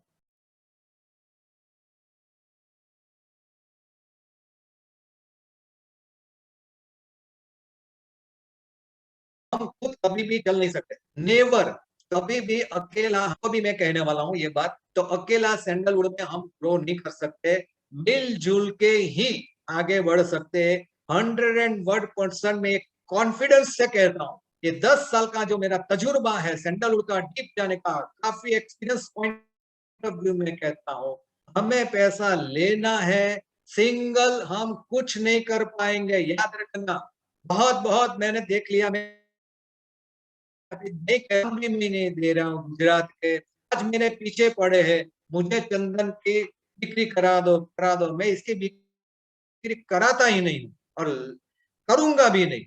एक एक्सपीरियंस के हिसाब से मैं ये, बड़े लोग हैं, बड़े हैं, मगर मैं इसका सैंडलवुड कभी भी बिक्री नहीं कराऊंगा। तुझे जहां करना है वहां कर ले, मैं तुझे हेल्प नहीं करूंगा। बड़े लोग को भी ऐसा करना पड़ता है। तो याद रखो, हमारे पास तो ना तो कोई कांटेक्ट है बायर का, ना तो हमें कोई एक्सपीरियंस है, इसीलिए हमें एकजुट रह के ही करना पड़ेगा। एक किसान दूसरे किसान की मदद करे ही करे, मैं अकेला कर दूं ऐसा मत समझो। दूसरे भी किसान है, इसको प्रॉपर गाइड करे ताकि इसका भी फायदा, हमारा फायदा है। प्रमुख स्वामी महाराज का जीवन सूत्र था, दूसरे के भले में हमारा ही भलाई है, सुख है, दूसरे के उत्कर्ष में हमारा उत्कर्ष है। ये उनके अनुभव आधारित है। तो ये अनुभव हम किसानों भी करें कि दूसरे किसान बढ़ेगा तो हम भी बढ़ेंगे, हम एकजुट होकर आगे बढ़ेंगे।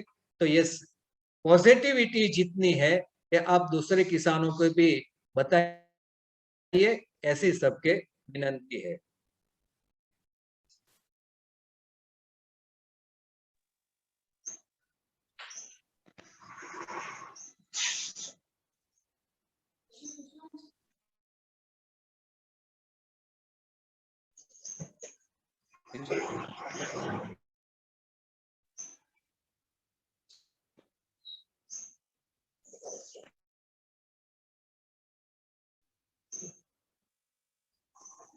Thank you Nitin Patel sir. अब मैं श्री नितिन पटेल सर को फार्म की सिक्योरिटी के बारे में मार्गदर्शन देने के लिए आमंत्रित करती हूँ।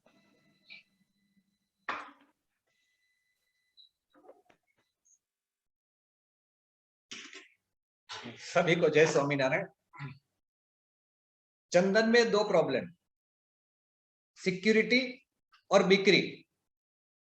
चंदन में सिक्योरिटी का प्रॉब्लम है, बिक्री एवरी क्रॉप में प्रॉब्लम, बेचना मार्केट हर एक क्रॉप में ये प्रॉब्लम है। दूसरी, सभी क्रॉप का मार्केट है, मंडी है, चंदन की कोई मंडी नहीं है। हम मार्केट जो पहला पॉइंट है इसके बारे में हम बात करें।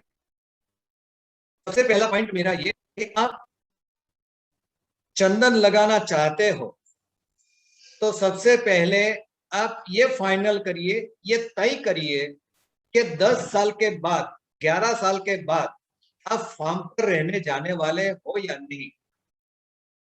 यदि आप फार्म पर रहने वाले नहीं हो, फार्म पर नहीं जाओगे, तो समझ लो आपके फार्म के चंदन की चोरी होना तय है। क्यों?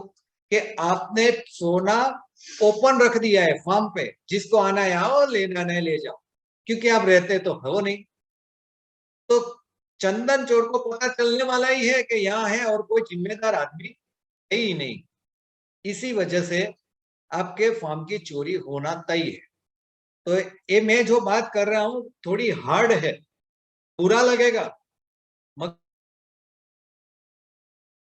आज तक जहां जहां चोरी हुई है वहां का आप रिकॉर्ड देखें, जो फार्म में रहते हैं वहां कम चोरी हुई है, जहां नहीं रहते हैं वहां चोरी हो ही जाती है। 10 साल 12 साल 13 साल के बाद चोर इसको जितना लगे इतना पेड़ काट के ले जाते हैं। तो ये फाइनल करें, आप चंदन लगाना चाहते हो तो आप आपके खुद के पैसे कमाई के लिए करना चाहते हो या चोरों को पैसा दिलवाने के लिए, यानी चोरों को मालामाल करने के लिए आप करना चाहते हैं। किसान मानते हैं कि चंदन में करोड़ों रुपया मिल जाएगा, मगर करोड़ों रुपया मिल जाएगा की बात सही है, मिलेगा, मगर जो यूट्यूब जो अपलोड हो रही है देगा, अगर इसका जो सिस्टम है इसी हिसाब से आप करिए, नहीं तो आपके रेडी तैयार चंदन चोर ले जाएगा तो आपको क्या होगा। तो ये फाइनल करिए कि आपको रहना जाना है या नहीं, या किसी आदमी को वहां रखोगे या नहीं रखोगे, रखना ही पड़ेगा।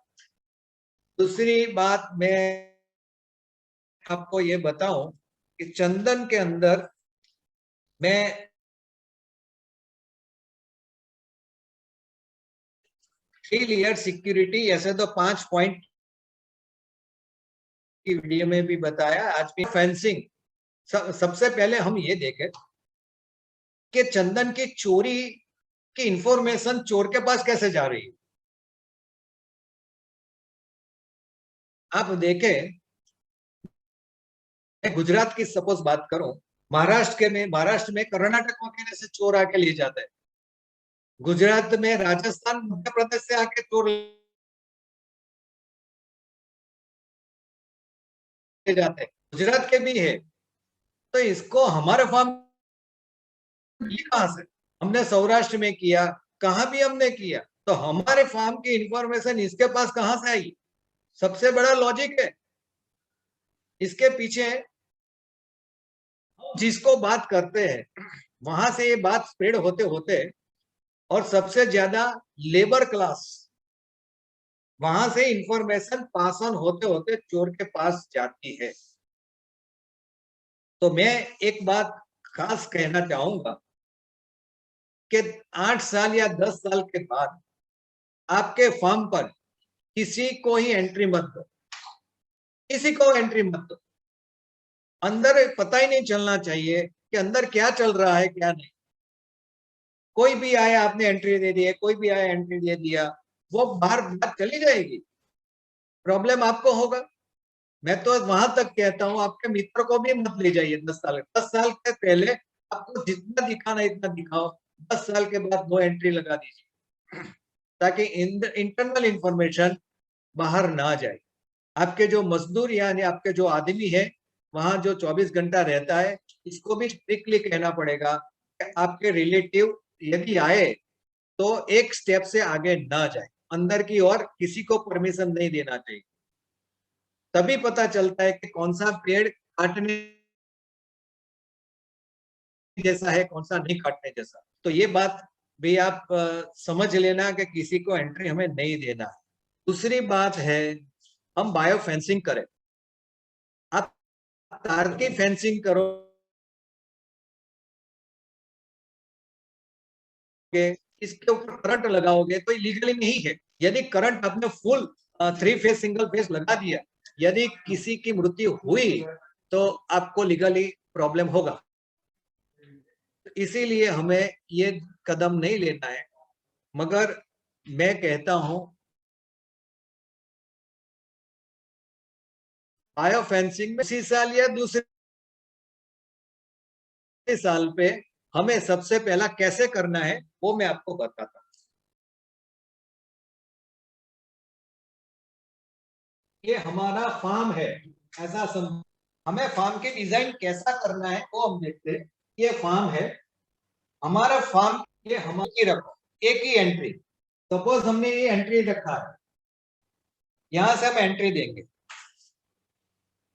उसको रहने के लिए हमारा जो आदमी है या हमारे रहने के लिए, सपोज हम कोई भी मकान वगैरह बनाए तो यहाँ नजदीक में ही बनाइए, मकान वगैरह जो बनाए तो नजदीक बनाए। दूसरी बात,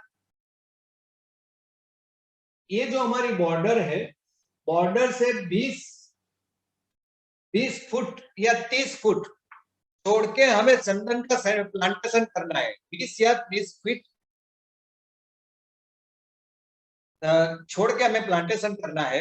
हम बायो फेंसिंग में 2 बात बताते हैं। एक है ये हमारी फेंसिंग, फेंसिंग से यहाँ 3 या 4 फीट दूरी पे हम कांटा करंज, गुजराती में એને કાચકા કહે છે, कांटा करंज, कांटा करंजू, अलग अलग नाम है जो मेरी बुक में है, फोटोग्राफ्स के साथ, वीडियो में भी है। वो वहां लगा दीजिए, वो कांटे वाला होता है। तो कांटा ये पहले चंदन को अंदर आना है तो पहले तो एक लेयर उसको निकालना पड़ेगा, जो निकालना बहुत कठिन होता है। 3, 4, 5 साल के अंदर तो इतने कांटे और इतना इसका ग्रोथ हो जाता है तो वो बहुत मुश्किल से वो निकल पाता है। तो एक हम 3, 4 फीट छोड़ के ये करना है। यहां से हमें 5 फीट और छोड़ना है, 5 फीट और हमें छोड़ के कांटे वाला बाम्बू की हमें लाइन लगाना है। कांटे वाला बाम्बू, जिसको साइंस की भाषा में बाम्बूसा बाम्बू कहा जाता है, जो स्ट्रॉन्ग फेंसिंग के लिए बहुत जरूरी है। तो कांटे वाला बाम्बू आपके स्टेट में मिलता रहेगा। आप थोड़ा स्टडी करिए, फॉरेस्ट में जाइए, कहां से भी आपको कांटे वाला बाम्बू मिलेगा।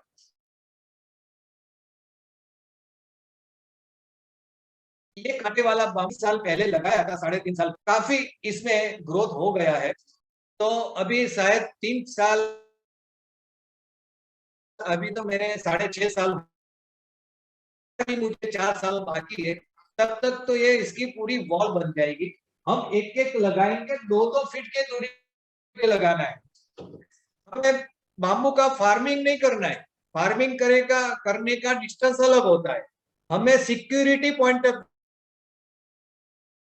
लगाना है, तो हमें 2-2 फीट पे लगा दीजिए, 2-2 फीट पे बाम्बू लगा दीजिए। ये 2 फीट पे एक बाम्बू लगेगा, तो एक बाम्बू में से कम 50 जैसे बाम्बू तो कटिंग टाइम पे निकलेगा ही निकलेगा। मैंने जब भी लगाया था तब 700 बाम्बू मैंने लगाया था, आज करीबन हजारों बाम्बू नए हो गए इसमें से। तो अभी तो 3 साल है, और भी मुझे 10, 12, 13 साल और भी लगेगा। तो बाम्बू का कितना, जितना खर्चा हम सैंडलवुड में कर रहे हैं, इस सभी खर्चा शायद बाम्बू में से निकल जाएगा। जब निकलेगा तब बाम्बू अकेला सैंडलवुड का खर्चा वो निकालेगा, एक्सपेंसेस वही निकाल देगा। तो हमें बाम्बू लगाना है। ये बाम्बू लगाने के पीछे दूसरे भी मेरा लॉजिक है। बाम्बू हो गए 25-30 साल फीट, 25-30 फीट, 40 फीट हाइट इसकी होती है। तो जब प्री मॉनसून में पवन आती है, जो गुजराती में वावा साइक्लोन जो आता है, इसकी वजह से हमारे चंदन की काफी टहनियां, ब्रांचेस टूट जाती है। तो ये पवन का भी थोड़ा कुछ रुकावट करेगा, तो हमारे अंदर सैंडलवुड है उसको भी प्रोटेक्शन मिलेगा। कांटे वाला बाम्बू की दूसरी खासियत ये है, वो एक दूसरे के साथ ऐसे ऐसे जुड़ जाते हैं। तो जब भी चोर है, कांटे वाला बाम्बू काटने जाएगा तो काट के अंदर नहीं आ पाएगा, क्योंकि एक कांटा तो दूसरे के नहीं निकल पाएगा, दूसरा कांटा वो भी नहीं निकल पाएगा। कांटे वाला बाम्बू को निकालने के लिए जेसीबी ही काम लगता है। यदि कोई फ्यूचर में टेक्निक ऐसी आ गई कटर वटर की, तो वो मुझे नहीं पता है, मगर लॉजिकली हम ये समझ सकते हैं कि कांटे वाला बाम्बू सिक्योरिटी के लिए बहुत अच्छा है। तो पहला हुआ हमारा कांटा करंज, दूसरा हुआ बाम्बू। तीसरा पॉइंट है हमारा कि बाम्बू और कांटा करंज दोनों को हमें पूरी साल तक पानी देना है। बारिश को छोड़ के इसको पानी देना ही है, क्योंकि ये दोनों चीजें ऐसी है जो पानी वाली है। यही ग्रीन रहेगी तो इसका ग्रोथ भी बढ़ता जाएगा और हमारे सिक्योरिटी में कोई प्रॉब्लम नहीं आएगी। तो ये दोनों के बीच हमें पानी की सिस्टम हमें करनी पड़ेगी, पानी की सिस्टम करनी पड़ेगी, ताकि इसको पानी मिलता ही रहे, मिलता ही रहे। चंदन को नहीं देना है, इसको बॉर्डर पे देते रहना है। तो ये बात खास समझ नहीं, तो चंदन को हम पानी बंद कर देंगे, इसको पानी नहीं मिलेगा, तो ये ड्राई होना शुरू होने की पूरी संभावनाएं हैं। तो हमें इसको ड्राई नहीं होना है, करना है, इसको हम लीला ही रखना है, ग्रीन ही रखना है, फ्रेश रखना है। इसीलिए इसको हम पानी देना पड़ेगा। इसीलिए हमें, क्योंकि इसका जब भी ग्रोथ हो जाएगा बाम्बू का, तो हम अंदर की ओर नहीं जा पाएंगे, समझ लेना, अंदर नहीं जा पाएंगे। मेरे फार्म में मैंने पहले बाम्बू लगा दिया, इसके बाद किसी ने मुझे सुझाव दिया कि आप ये भी लगाइए, तो अभी मैंने यहाँ कांच का लगा दिया है। मगर 6 महीने के अंदर कांच का इतना बड़ा हो गया है, तो हमने स्पेशली पाइप लगा दिया है, वहां पाइप से ही उसको पानी जाएगा, हम अंदर जाए या ना जाए, पाइप को फिक्स कर दिया है। तो ये बात एक दूसरी बात है।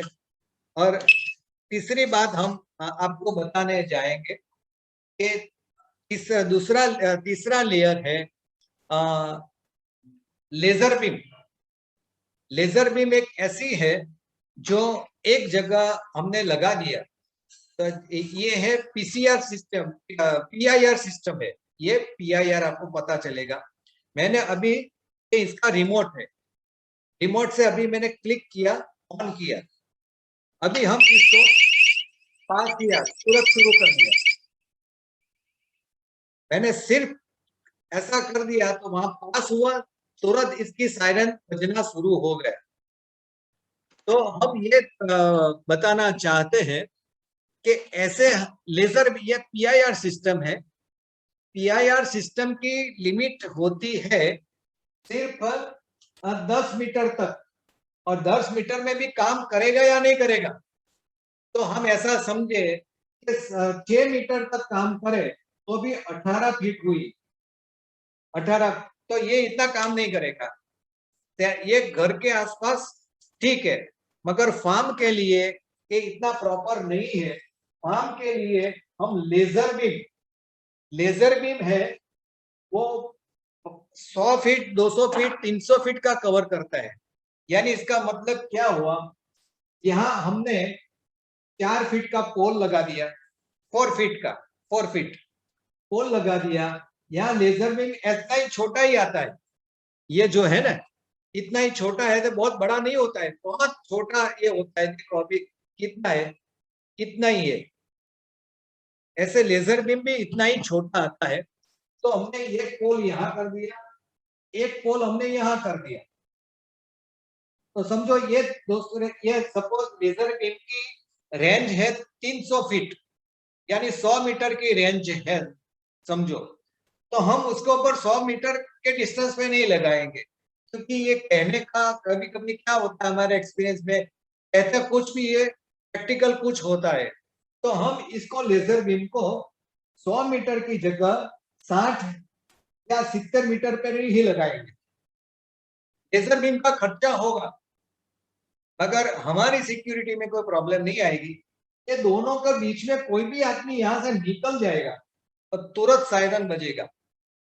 ये लेजर बीम जो है, ये लेजर बीम का जो केबलिंग है, ये केबलिंग कोई भी एक जगह, सपोज हमने फार्म के बीच में इसका कंट्रोल रखा है, ये सिक्योरिटी, इलेक्ट्रॉनिक सिक्योरिटी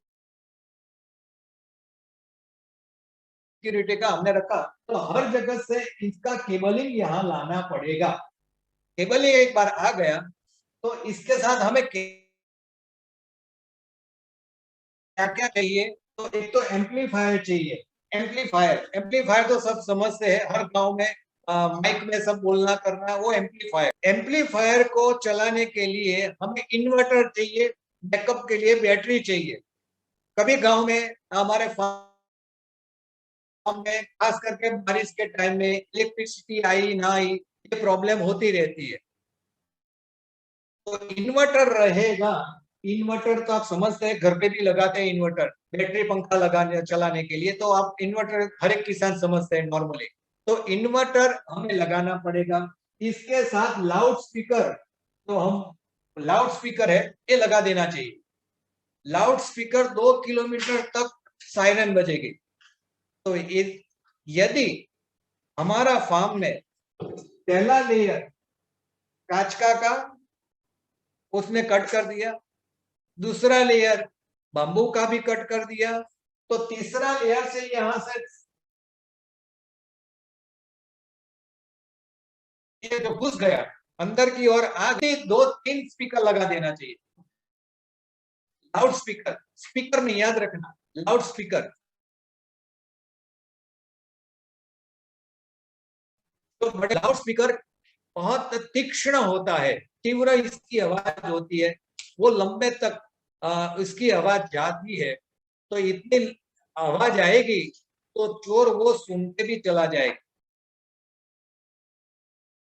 ऐसा समझो कि हमारा ये हो गया कि चलो कुछ ना कुछ ये भी उसने ब्रेक कर दिया,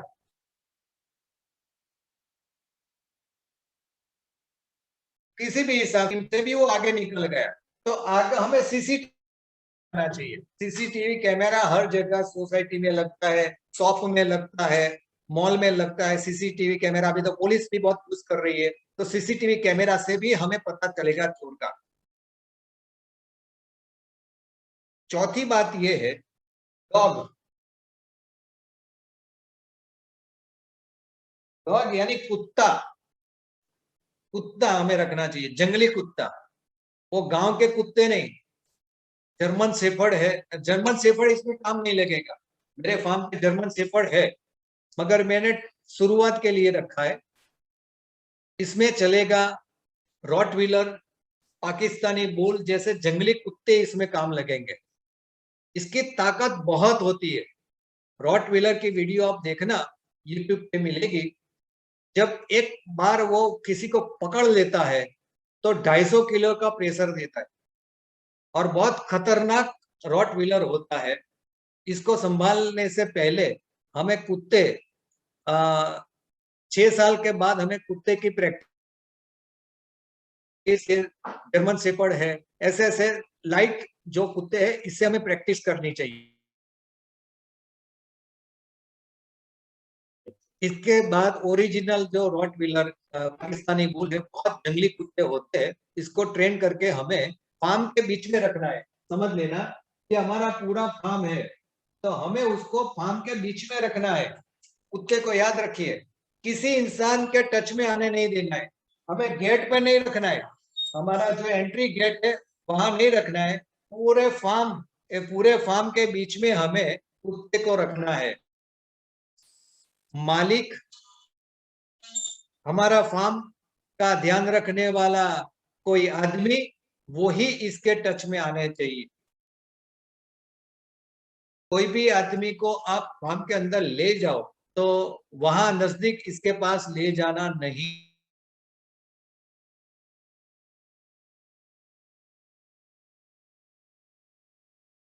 है, उसको दूर ही रखना है। इसको ट्रेन भी करे तो ऐसे उसको बांध के रखो, यानी इसके स्पेस को ट्रेन भी करे तो ऐसे 5 हाउस बनाइए, रात को उसको छोड़ देना है। चंदन की चोरी दिन में नहीं होती है, मैंने तो अभी सुना नहीं है। जो चोरी होती है चंदन की, वो रात को ही होती है। रात को ये चंदन की चोरी होती है, तो रात को ऐसे कुत्ते को छोड़ देना है। 5वां पॉइंट है रिवॉल्व की परमिशन। चंदन चोर बहुत आधुनिक टेक्नोलॉजी के साथ आते हैं, बैटरी कटर सब कुछ लेके आते हैं। हमारे गांधीनगर में अभी गवर्नमेंट में कैंपस के अंदर चोर आए थे, तो उन्होंने फायरिंग किया, तो इसको पास रिवॉल्वर भी होती रहती है। और 1-2 चोर नहीं आते, समझ लेना, चोर 1-2 नहीं आते हैं, वो 5-6 के ग्रुप में ही आते हैं। हमें घबराने की कोई जरूरत नहीं है। हम भले अकेले रहे, अगर हमारे पास इतनी है कि चोर भाग जाए, तो रिवॉल्वर की भी परमिशन हमें लेनी चाहिए। इसके लिए जो भी गवर्नमेंट डॉक्यूमेंट डीएसपी को देना चाहिए, जो भी इसके सेटिस्फेक्शन होना चाहिए, वो हम देंगे। तो परमिशन देने में कोई दिक्कत शायद इसको नहीं होनी चाहिए। फ्यूचर में इसके लिए भी हम रेकमेंड करेंगे गवर्नमेंट से भी कि हमारे फार्म की सिक्योरिटी का आप करो, हमें परमिशन दीजिए। तो भविष्य में काफी कुछ होने वाला है, तो ये भी है। और रात को हो सके तो ड्रोन, अभी शादी वगैरह में ड्रोन को हम देखते ही है, में उड़ा के शूटिंग होता रहता है, नीचे हम सकते हैं, इसका रिकॉर्डिंग भी हो सकता है। तो रात को 12-1 बजे चंदन की चोरी याद रखिए 1 बजे के बाद ही होती है। 9-10-11 बजे कोई चोर नहीं आते। जब हम नींद में होते हैं ना, तभी चोर आके ले जाते हैं। 11-12-1 बजे से 4 बजे तक की चोरी हो जाती है। तो उसी टाइम पे हमें ड्रोन से भी इसकी सिक्योरिटी करना चाहिए। फिर मैं आपको कहूंगा कि चंदन सिक्योरिटी के लिए हमें बहुत सजग रहना होगा। हम पैसे के लिए काम कर रहे हैं, सिक्योरिटी में हम थोड़ा भी ढीलापन रखेंगे, लूज रखेंगे, हम चोरी होना तय हो जाएगा। बाद में हमें लॉस ज्यादा इतना है नहीं, मगर हमें चौकन्ना रहना होगा, हमें ध्यान रखना होगा। चंदन की एक अभी सिक्योरिटी के लिए इलेक्ट्रॉनिक्स चिप निकली है, जो पेड़ में लगा दो, तो पेड़ में लगा दो, तो कितने पेड़ में हम लगाएंगे वो तो हमें पता नहीं, चंदन चोर कौन सा पेड़ काटेगा। यदि हमने वहां लगा दिया, रात को चोर आ गए, तो हम तो नींद में हो, क्या होगा, हम तो नींद में है। तो ये प्रैक्टिकल नहीं है, और चिप भी बहुत महंगी है। इससे तो हमें बायो फेंसिंग और ये जो प्रैक्टिकल है, सस्ता है, वही हम यूज करें, ताकि हमें लंबा खर्चा ना हो। तो हम आप सबके विनती करते हैं कि सिक्योरिटी के लिए ये सब लगाए। नमस्कार।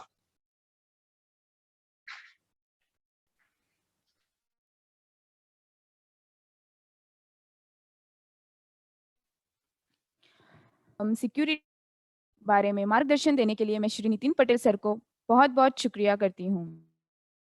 सर, हमारे पार्टिसिपेंट्स द्वारा चंदन में एनुअली वाटर रिक्वायरमेंट कितनी होती है? चंदन में एनुअल रिक्वायरमेंट ऐसी, मैंने आपको कहा, कोई फिक्स नहीं है। आपकी जमीन, आपकी लैंड, आपकी सॉइल कैसी है, इस हिसाब से है। समझो कि पहले साल में हमें चंदन लगाया,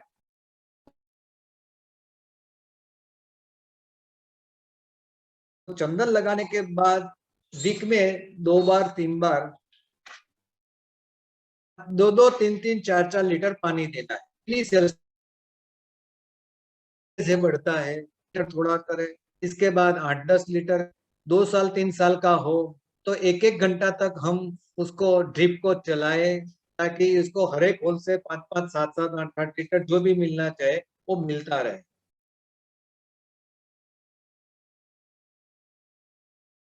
तो इस हिसाब फ्लड इरिगेशन में हमारा कितना है, हिसाब से ये सब हमारी लैंड के हिसाब से पानी देना चाहिए। ऐसा नहीं है कि 1000 पेड़ लगा दिया तो 1000 पेड़ के पीछे महीना, 1 महीने के अंदर वो कैलकुलेशन शायद करना पड़ेगा आप खुद को, कि कितना पानी जा रहा है, तो इस हिसाब से कितना लीटर लगेगा वो हर एक फार्म का कैसा रहता है, पानी देने के बाद कितने दिन तक मॉइस्चर रहता है, इस हिसाब से पानी देना चाहिए। सर, नेक्स्ट क्वेश्चन महाराष्ट्र से एक किसान ने पूछा है। उनका प्रश्न है कि उनके यहाँ चंदन के पेड़ खत्म हो गए हैं। उसका प्रमुख कारण है कि पेड़ों की चोरी होना। हम इसके खिलाफ कुछ कार्यवाही कर सकते हैं? देखो, सबसे पहला तो मैं आपको बताना चाहूँ, हमारे गुजरात में भी ऐसा ही हो रहा है, महाराष्ट्र में, कर्नाटक में, सभी जगह हो रहा है। सबसे पहले जब हमारे वहां चोरी हुई, तो हम एफआरआई करने क्यों नहीं जाते हैं पुलिस के पास आप जाओगे तो कहेंगे कल आओ, परसों आओ, ऐसा लाओ, कैसा लाओ। अरे साला, तेरे बाप का माल है क्या? मैं तो यहाँ गुजरात में किसानों को कहता हूँ, हमें उसकी डिटेल तो दीजिए, पीआई है, कुछ भी हो।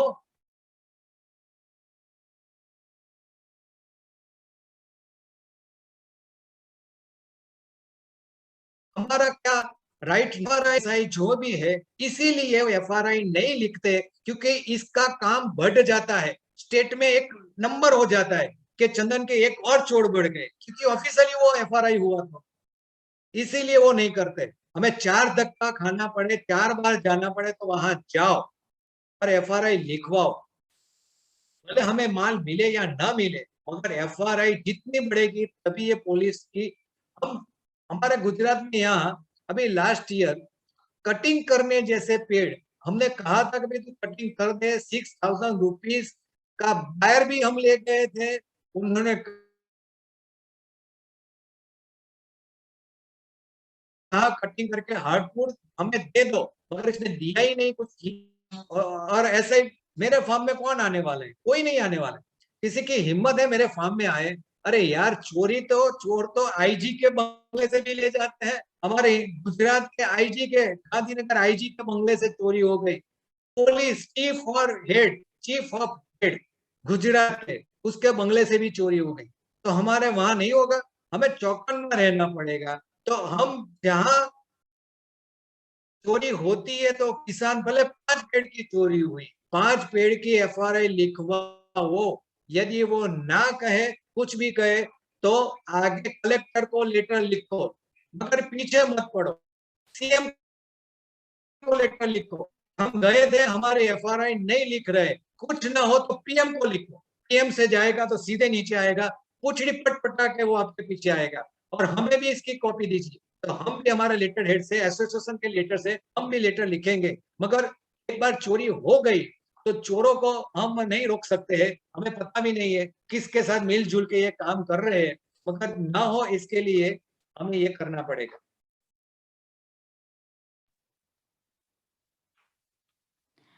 Okay sir. Sir next question, एक किसान का सवाल है। कल राठौर सर ने institute of food science and technology का संपर्क करने को बताया गया था, मगर हम फ़ोन करते हैं तो कोई रिसीव नहीं करता, और यदि हमें कोई संतोषकारक जवाब भी नहीं देता, तो हम क्या करें? IWST Indian would and science technology Bangalore स्थित है, जो सैंडलवुड के बारे में काफी सालों से काम कर रही है। वहां आप लैंडलाइन पे फोन लगाते हो, नहीं लगाते हो, कोई रिसीव नहीं कर रहा है। यदि कर रहा है तो प्रॉपर आपको आंसर नहीं मिल रहे।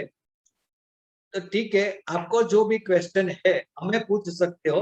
हमारे व्हाट्सएप नंबर तो आपके पास होगा ही, आपको पता ही है। आप हमें आपका जो भी प्रॉब्लम है हमें व्हाट्सएप करिए।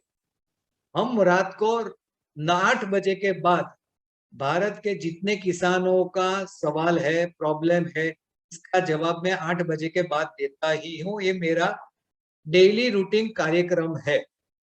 कोई नई इंफॉर्मेशन हो या कुछ भी हो, हर एक किसान को मैं जवाब देता हूँ। तो आप हमें जवाब दीजिए, इसकी चिंता मत करिए कि आपको IWST से रिस्पांस मिला या ना मिला। आपका सवाल है, इसको आपको संतोषकारक और प्रॉपर जवाब मिलेगा।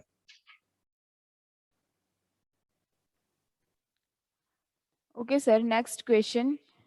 कल पद्मनाभा साहब ने निम्का होस्ट के बारे में बताया और डॉक्टर राठौर सर ने मना किया, तो हम क्या करें? आपका सवाल है कि कल नीम के बारे में सवाल है कि पद्मनाभन सर ने नीम एज अ होस्ट और राठौर सर ने कहा कि नीम एज अ होस्ट नहीं लगाना चाहिए, या कॉन्ट्राडिक्टरी दोनों के बीच में कौन सही है कौन गलत है? दोनों सही है, ये दोनों सही है अपने हिसाब से, अपने विचारों से, कोई गलत नहीं है। मगर हमें थोड़े बात समझनी चाहिए, कौन सी दृष्टि से, पॉइंट ऑफ व्यू से ये बात रख रहे हैं, ये बात बिल्कुल अलग होती है। पद्मनाभन सर ने किस पॉइंट ऑफ व्यू होस्ट लगाना कहा, वो मुझे नहीं पता है। राठौर सर ने कल ही सेशन में बताया कि क्यों नहीं लगाना चाहिए, क्योंकि इसके ऊपर रिसर्च नहीं हुआ है। दूसरा, इसको बार बार प्रूनिंग करने से किसानों को थोड़ा खर्चा लगेगा। तो इसके हिसाब से ये नीम का होस्ट नहीं लगाना चाहिए, ऐसा राठौर सर ने कल स्पष्टीकरण दिया था। मेरे हिसाब से जब हम हर साल प्रूनिंग करेंगे तो हमारे फार्म पे जो आदमी रह रहा है, इसको खाना पीना बनाने की लकड़ी इसमें से मिल जाएगी, इसको बाहर जाना नहीं पड़ेगा, गैस की बोतल भी लानी नहीं पड़ेगी। भले कुछ भी कहे कि गैस नहीं, मगर गांव में फार्म पर तो गैस के से ज्यादा लकड़ी का ही यूज किसानों, ये मजदूर लोग करते रहते थे। इसको लकड़ी मिल जाएगी, मेरे हिसाब से इसमें कोई प्रॉब्लम नहीं है। जब तक नीम का सवाल है, तो मैंने ऑस्ट्रेलिया का एक स्टडी पेपर शायद मैं व्हाट्सएप के ग्रुप में शेयर करूंगा, ये मुझे ढूंढना पड़ेगा। तो ये स्टडी पेपर में नीम एज अ होस्ट और नीम के साथ कैजुरिना वगैरह लगाइए, दोनों लगाइए, ताकि आपका चंदन अच्छा हो। कोई रिसर्च करे या ना करे, रिसर्च में हम जाए तो बहुत टाइम निकल जाएगा। रिसर्च वाला ही सच्चा, दूसरा सच्चा नहीं, ऐसा मेरा मानना नहीं है, क्योंकि हम फार्म पे घूमते हैं। हमारे यहाँ गुजरात में काफी जगह पे नेचुरल सैंडलवुड होता रहता है, महाराष्ट्र में भी हर जगह होता रहता है। जहां जहां नेचुरल सैंडलवुड होता है, नीम के बगल में जो सैंडलवुड होता है उसका ग्रोथ वगैरह अच्छा हमें दिखने में मिलता है। तो हम क्या इसका रिसर्च करने जाए? नहीं, हमें लगा कि ये अच्छा है, लगाइए। प्रॉब्लम तो इसमें कुछ हो नहीं है। हमने 2 जगह ऐसा नीम देखा जो सैंडलवुड के साथ ही इसका ग्रो हो रहा है। नीम का ग्रोथ नहीं होता है, सैंडलवुड का ग्रोथ हो रहा है। इसका मीनिंग क्या हुआ? इसका फोटो वगैरह मैं जो एक वीडियो बनाऊंगा, इसमें वीडियो फोटो सभी मैं शेयर करूंगा, ताकि आपको ये क्लियर हो जाए कि इसका नहीं हो रहा है। बाकी दूसरी बात ये थी कि इसको माइक्रो न्यूट्रिएंट भी जो मिलना चाहिए वो शेयर होगा, नीम को, कैजुरिना को, चंदन को, तो शेयर होगा। तो हम अकेले जमीन के आधार पे क्यों करें? हम एवरी वीक न्यूट्रिएंट देते ही रहिए, ये गोकृपा अमृतम वगैरह सब देते रहो, देते रहो, देते रहो। सवाल है 6 साल के बाद, 6 साल के बाद 3 टाइम तो हमें पानी देना ही है। तो 3 टाइम हम इतना न्यूट्रिएंट दे दे ताकि उसको चलता रहे। ज्यादा दीजिए। हम अभी मेरे फार्म पे मैंने कहा 4.5 एकड़ है, तो अभी मैं 6-6, 7-7 किलो ह्यूमिक एसिड दे रहा हूँ पर टाइम। तो देते रहो, जमीन में जाएगा तो जाएगा, खर्चा इतना तो है नहीं। तो ऐसे कुछ न्यूट्रिएंट देते रहो। चंदन वही करते हैं जिसकी होल्डिंग कैपेसिटी है। बाकी 2, 4, 5 चंदन लगाए तो वो तो घर पे ही लगाए, ताकि हमारी सिक्योरिटी, हमारे घर के बगल से हम उसको सिक्योर कर सकते हैं। तो ये पॉइंट ऑफ व्यू, न्यूट्रिएंट इसको कम मिलेगा, चंदन का ग्रोथ कम होगा, इसकी कैनोपी बढ़ जाएगी। आंवले की भी, आंवले को भी होस्ट बनाना कहते हैं। तो आंवले आपने देखा होगा 5 साल 10 साल का आंवला कितनी बड़ी कैनोपी हो जाती है। कम चंदन कैजुरिना से तो बहुत बढ़ जाती है। तो नीम तो हम फार्म में भी किसानों हर साल काट, मेरे बगल के किसान जो है हर 2 साल में नीम को काट देता है, तो वहां से ही नया शुरू हो जाता है। तो ये तो चलता ही रहता है, इसे नीम मरने वाला तो है नहीं। तो हमें कैनोपी की या इसको कंपटीशन की वो ये सब चिंता लॉजिकली, साइंटिफिकली राठौर सर को है, हमारे लिए प्लस पॉइंट है। राठौर सर और पद्मनाभन सर दोनों हमारे गुरु हैं। हम बहुत इसकी इज्जत करते हैं, हम मानते हैं उन लोग। इसके अलावा भी श्याम विश्वनाथन सर है, अरुण कुमार है, ऐसे बड़े बड़े साइंटिस्ट, इससे भी हमें काफी सीखना मिलता है। किसानों से भी हमें सीखना मिलता है, प्रैक्टिकल भी हमें सीखना मिलता है। तो शायद दोनों गलत नहीं है, दोनों का एंगल अलग अलग है। तो नीम लगाओ तो मेरी दृष्टि से कि मैं पेपर शेयर करूंगा, लगाना न लगाना ये आप किसान की बात है।